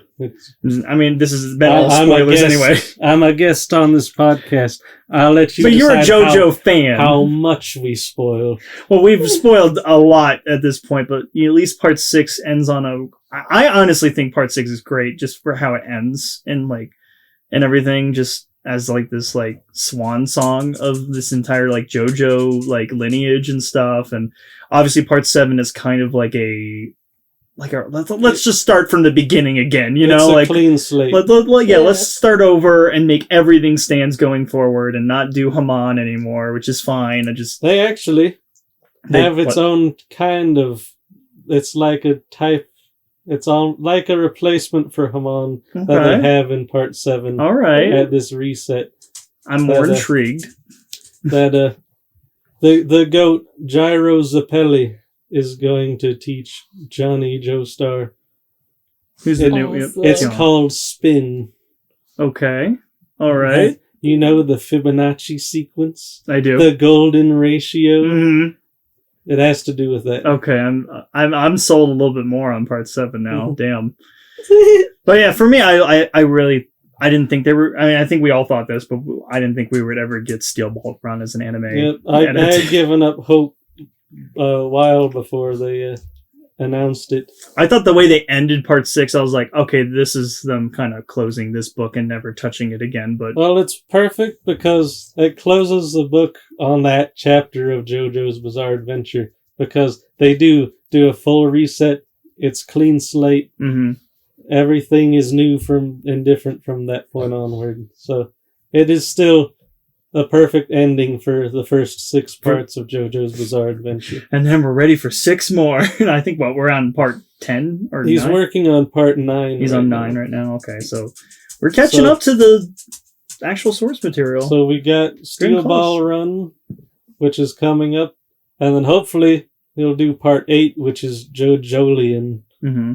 And that has a lot of similar beats to it as Part 4, from what I understand. Which I'm excited for. And I'll even say that this literal exact same stand, Killer Queen, is in Part 8. Really? Mm-hmm. Wow. And is used by someone named Yoshikage Kira. Oh my gosh. This is making me more excited for the future of JoJo, even more. Keep in mind, I have not read Part 7 yet. These are spoilers I've gotten over the years. But, and then Part 9 is JoJo in Land, progress right now. Isn't it JoJo Land? It's like JoJo Land. Yeah, really cool. Yeah. Which is how they announced Steel Ball Run a couple weeks ago, or at least a week or so ago, which them talking about. They did this whole event called JoJo Land or something, and they just talked about the anime and new collabs coming out for, with figures, and I think they did cologne and perfume, which is very interesting. But yeah, that's when they announced Steel Ball Run finally, and we don't know any more than that. But I'm very excited. And what's the premise of Steel Ball Run one more time? Because I don't think we talked about it. Have you watched any of the Cannonball Run movies from just race across the world? Or 80s? Or it's a race across the United States of America. Except they don't have cars in Steel Ball Run, so it's with horses instead of cars. Because this takes place at 1890 or something? It's like 1891, I think around then. Yeah, that makes sense. It's a race across the United States of America, but it's not just a race. It's a race to collect items, which I guess I could tell you. I don't think it's a huge spoiler because it's the premise of the show. But I think you mentioned it a little bit at the beginning. They're collecting the body parts of Jesus Christ. Oh, yes, that's right. I don't think they specifically say it's Jesus, but it's like heavily implied. He's just like called the Holy One or something like that. Okay. But whoever collects all the body parts can bring back the Holy One, and he will like grant any wish or something like that. Like a genie. Kind of. Yeah. It'd be almost great if it just came out right now on Easter Day. You know, that would be perfect, wouldn't it? that would be perfect to set up the whole show. Comes What out. if it comes out on Easter, like in a following year? That would be great. Or like when Jesus comes. Or they You know, time it so that episode comes on Easter. They did that with Jobless, which I was like, oh my god, that was so. Jobless Reincarnation Misoko Tensei. They did that on a specific day, and something huge happened on that specific day. I don't know if we want to say, but If you want to hear it, we'll tell you. And if not, we'll keep it secret. You guys can spoil it. It don't matter. well, we're gonna watch it at some point with you. So maybe if you want, If you want to keep it a secret, I'll keep it a secret. But yeah, it was a specific day, like a holiday, quote unquote. You know, like Easter. I'll just give that as an example, and it happened. Something huge happened, and it was like they planned that intentionally. That's semi-related. That's semi-related to what is happening in the episode. I was like, they fucking set this up specifically on this said day, on this episode. Just thought that was like, so it was clever, but also fuck you. Like, I can't believe you did this to us. Awesome. It's very brutal. That's all I'll say on it. And you can probably, narrow down the days and which ones in your own head, but Well, I don't know. The context I have, I'm guessing the main character gets crucified. yes. It was on Easter Day. Rudius, Grey Rat, he gets crucified, yeah. Don't look it up. Spoilers. Do we have... Spoilers. This entire episode has been spoilers. I'm realizing this has been a very disjointed kind of stream of consciousness. Even when we bring up a topic, we go off on other things or go back and forth. We do. I'm trying to bring us back into the fold every time. Is there anything else we want to talk about, JoJo? I mean, I had a couple points here. Throw them out. I covered most of them already, just throwing them in when I can. But, another cool thing about part 1 is in the manga, they had already, the anime starts off with the carriage crash. Yeah. Yes. In the manga, the very first chapter is them talking about the stone mask and how an ancient tribe had made it to conquer mortality and stuff like that. They hinted at the origins of it, and even hinted a bit at the Pillarmen before. So they set it up. They set up battle tendency even before. They vaguely set up enough for him to work on, to expand on in battle tendency. And I thought that was really cool. Oh, and one other little thing I wanted to talk about. I didn't write down nearly as many notes as I thought I would. But it was just a fun tidbit was Hall Horse. Yeah. His name is off of Hall and Oates. Yeah. Okay. Because horses eat oats. Hall Horse is he was originally intended to be one of the Stardust Crusaders and join them after a certain point. I could see it. But he Araki ultimately decided not to, and very interesting tidbit. Yeah, I like that. That's why he kept showing up. Like, he's like the only villain that recurs several times. Mm-hmm. Like, he shows up the first time, shoots Abdal in the head, and then after they beat J-Gil, then he runs away. Then you only see him again with Enya, where he shows up, and he is like also being attacked by her because she blames him for her son's death almost as much as Polnareff. And then right when they beat Enya and things are calming down, he steals their car and drives off. He's like, turns out I'm going to stay on Dio's side instead. Drives off. Then you see him one more time, and I don't think the Stardust Crusaders even see him again. No, yeah, because we meet him. Isn't he talking to Dio at that point? We're fighting Dio? Yeah, he talks to Dio, was contemplating trying to shoot him in the head, And then Dio catches him on that, and then he leaves alive. I do know he teams up with one of the Oingo Boingo brothers. I don't know if that's in the manga too, or if it's just in the anime. And then they're like team up trying to take out the Stardust Crusaders from behind the scenes. I really like the way Oingo Boingo. Oingo Isn't that a Danny Boingo Elfman brothers. thing? Yeah, that was Danny Elfman's yeah. band. Yeah. Really cool. I love Oingo it. Boingo. Again, references in the show are so Mhm. great. If you can spot it, that's so great to see that, all the little tidbits. Is there any more you had on your No, paper, or I was really bad at taking notes. you're just so invested? I wrote several things about part 1. Had nothing really to report during part 2 that was of much note, aside from his hair color was swapped with Jonathan's, and the outfit he wears when he's leaving Italy is very similar to what he wears the entire time in part 3. Mhm. And then I just wrote down Hollow Horse was going to be a Stardust Crusader, and Awesome. I haven't written anything else down. Do we want to talk about our least favorite JoJo arc? Because I think we might all be in agreement on it. What's that? Is it Golden Wind? I loved Golden Wind. Yeah, the Golden One was really good, and I love it still, and I would rewatch it. But I think out of all the parts, it probably wasn't my favorite, despite the fact that I love them. Bucciardi. Yeah, love Bucciardi, but I just love Italian Mafia stuff. From what I was Yes. realizing when I was playing Pio-Core. The Mhm. thing is, I love all of the parts, so I don't have one that I dislike. So even picking my least favorite is one I still really enjoyed. Yeah. Funny enough, my least favorite part, I think, was part 6. Part 6. Stone Ocean. Wow. Yeah. Yeah, I could see that.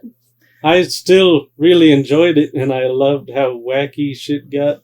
I liked having a female JoJo. It was a cool change of pace. Right. And, but something about it, like, as much as I loved it and things that went on, it was still great. I feel like I would choose any of the other parts over it. Wow. Okay. I think Golden Wind is my least favorite still, just because it's has the least to do with the story. But I love how it's like Dio's and Jonathan's baby. And Again, there's the torture dance. Oh, yeah, That's the torture dance. yeah, you sent that to me this morning. Yeah. I do I love a lot of the characters, like Sticky Fingers, or is it Sticky Fingers is Bucciarati. Yeah. I love Sticky Fingers. I love that as a stand. I loved was it Red Crimson or Crimson Emperor or whatever? That was the main guy for Diablo. Bless you. Thank you. I love seeing the Requiem stand users, Requiem. which is like the chariot one from Polnareff. I love seeing Golden. Is it Golden? It's Golden. It's Golden Experience. Golden Experience, which It's is called Golden Wind in the anime. That's its mhm. localized name But- to avoid lawsuits. But it's Golden Experience, which is a Prince album. Yes, I was gonna mention that too. But then like seeing that stand, I'm like, this is the most OP stand. Probably the most powerful stand user is Golden Wind Requiem or Golden Experience Requiem, Because because he can just negate everything to zero. negates it to 0, and then he can send you in a time loop of... And in the stand is like sentient almost at this point. Like he's like He has his own... thoughts and thoughts. yeah, it's insane. So like I like how he describes to Diavolo that, like, not even Giorno knows about this. yeah, it's like I This is what I'm doing to you. Not even Giorno is clear on what I'm doing right now. and some of the most epic music is in the entire Yes. like We have the whole for it. vinyl and it's amazing. We listen Like, to it, I think it's specifically Giorno's theme is iconic. very iconic. Yeah. But again, it's still my least favorite. I love that we talked about how great it is. You can love things about it or even think that something might be better than it and then still like something better No, else better. I love a lot of stuff at Golden So- Wind. It's just not my favorite in terms of story. Just as it's not it's not the rest of the JoJo line. It sort of is still, I know, because it's obviously Dio and Jonathan's baby to an extent. But like, man, Dio is he's a player around the whole world. Just I'm surprised he didn't eat all of them after he was done doing other things. And again, it's just like another thing. It's Dio's presence. It's like Dio is always in most of the show in some one way or another, whether it's his influence, his experience, or whatever finger he's stuck in a pie in at one point, and it just affected the whole world. That's another cool thing about Part 6 is also finally closing the book on Dio being the main, which I really love, antagonizing force forever linked to the Joestar bloodline. Yeah, because it's Pucci who is influenced by Dio to do all these things to get his entire goal was to get Dio back in some way or another by it was resetting. To make a perfect world. Yeah. That sadly Dio never got to see. I don't think it was to bring Dio back. It wasn't okay. I think it was to fulfill Dio's dream. Yeah. His ideal, his ideals that Pucci understood as what he wanted. So, but yeah, I like that they close off Dio's for good, and I know Dio is sort of back in going forward. Dio is in Part 7. I don't think he is as influential as he was in the previous part. His name is Dio. Just Dio? Okay, I thought they changed even has a hat where it spells Dio across it. Just in case you don't know, that's Dio. Yeah, I don't think he's like the big main. I know who the big main. Yeah, you're telling me it's the President of the United States of America. His name is Funny Valentine. Funny Valentine. and his stand, Dirty Deeds Done Dirt Cheap. However, I find the localized name hilarious. Filthy acts at a reasonable price. That's even better. If they don't have that in the anime, I'll be a little disappointed. I feel like they'll probably just call it D4C. D4C? Is that like the... Dirty Deeds Done Dirt Cheap. 4 Ds, 1 C. Well, that makes sense. Just acronym it. So, interesting. Do you have any other notes, Taylor, that you want to address? That because you wrote more than... We covered all of it. Okay, well... Is that a podcast? I could have been more structured, but I decided to be stream of consciousness. We're on 2 hours, so of course we had things to say, guys. So I like how this all played out. So I want to ask everyone a question or two before we finish up. Please do. So I want to say favorite villain. Kira is my favorite villain. There's where I become basic again. Dio. I understand. Yeah, Dio is iconic. He's iconic. He's so influential. Yes. I love this blood grudge that carries on through generations. Yep, I like that too. But I do think I enjoyed Kira the best. I love Kira so much. I loved him as a villain. The whole thing is he's not this world-ending threat. No, he's not. He's a serial killer, a horrible person, but he's a very entertaining seeing the psychopath go about his daily routine. Mm-hmm. They find him, ruin his routine, he goes back into hiding, and it's just about finding him again. And I think it's a very entertaining villain. Dio is of course up there. He's my second favorite.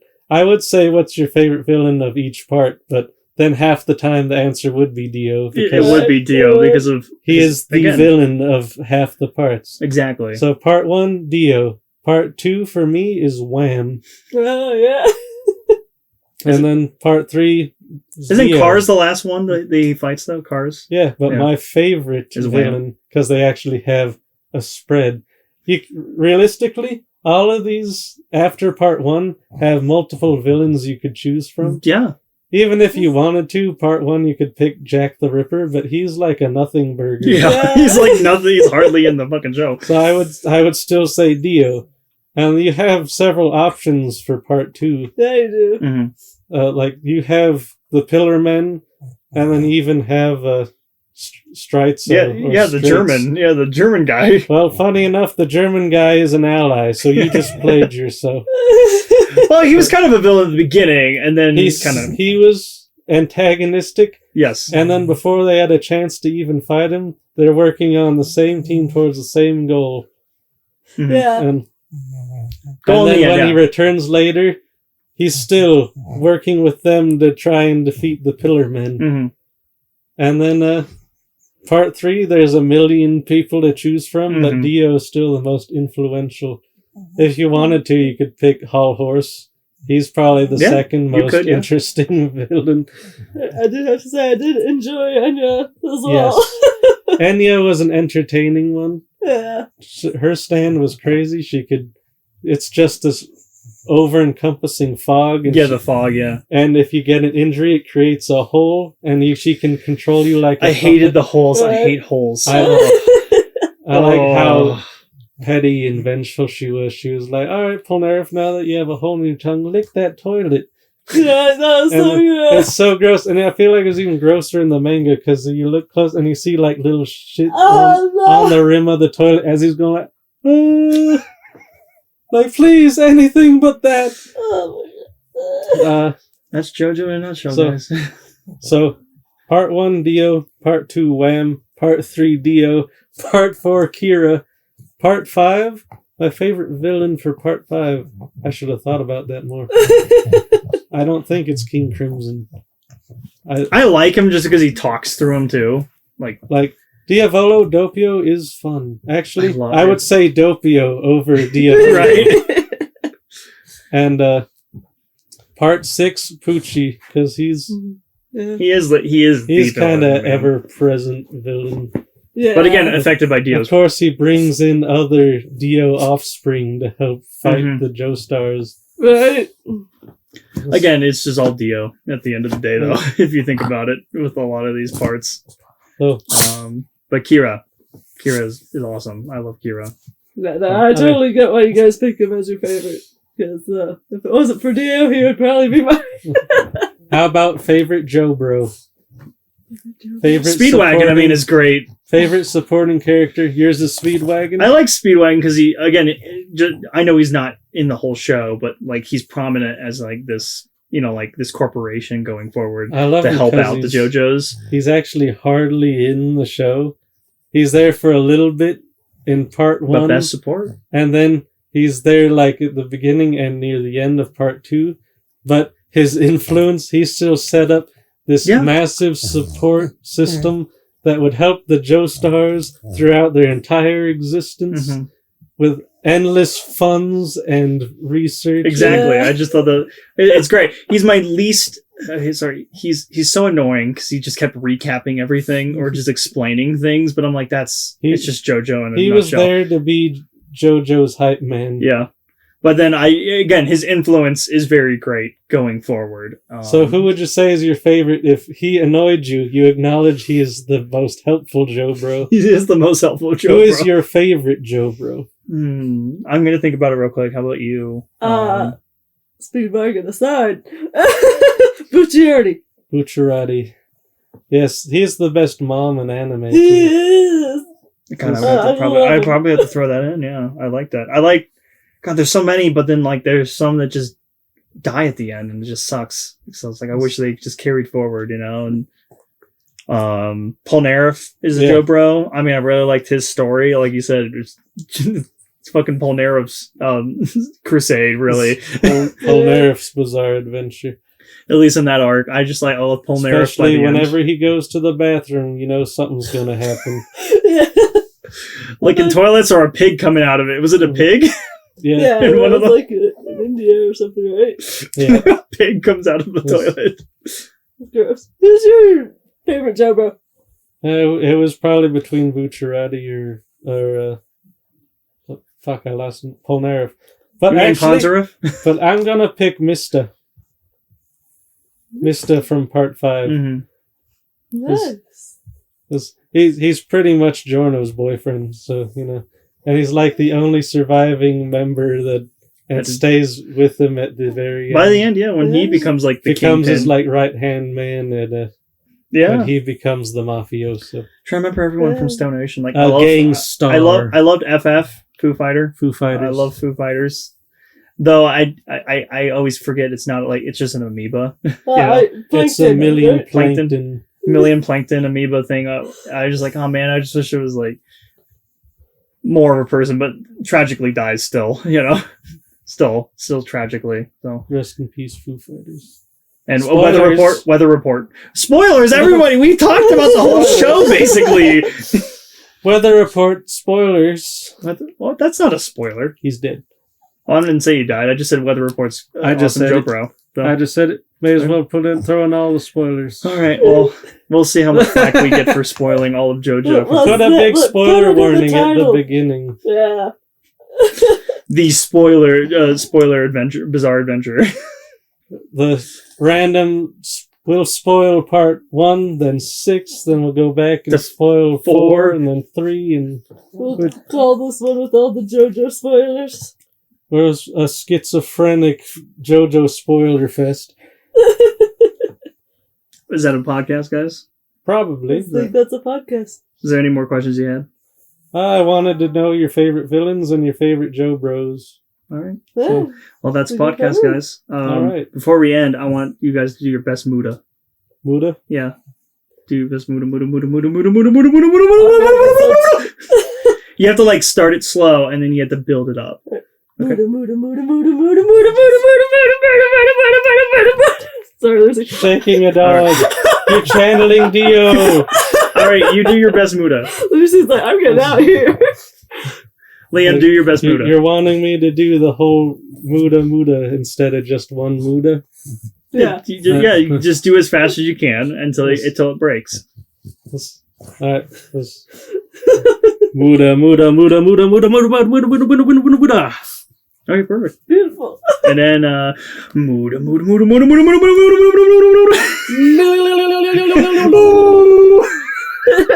When that part in part 3 when Dio just starts yodeling, you see what Muda too hard.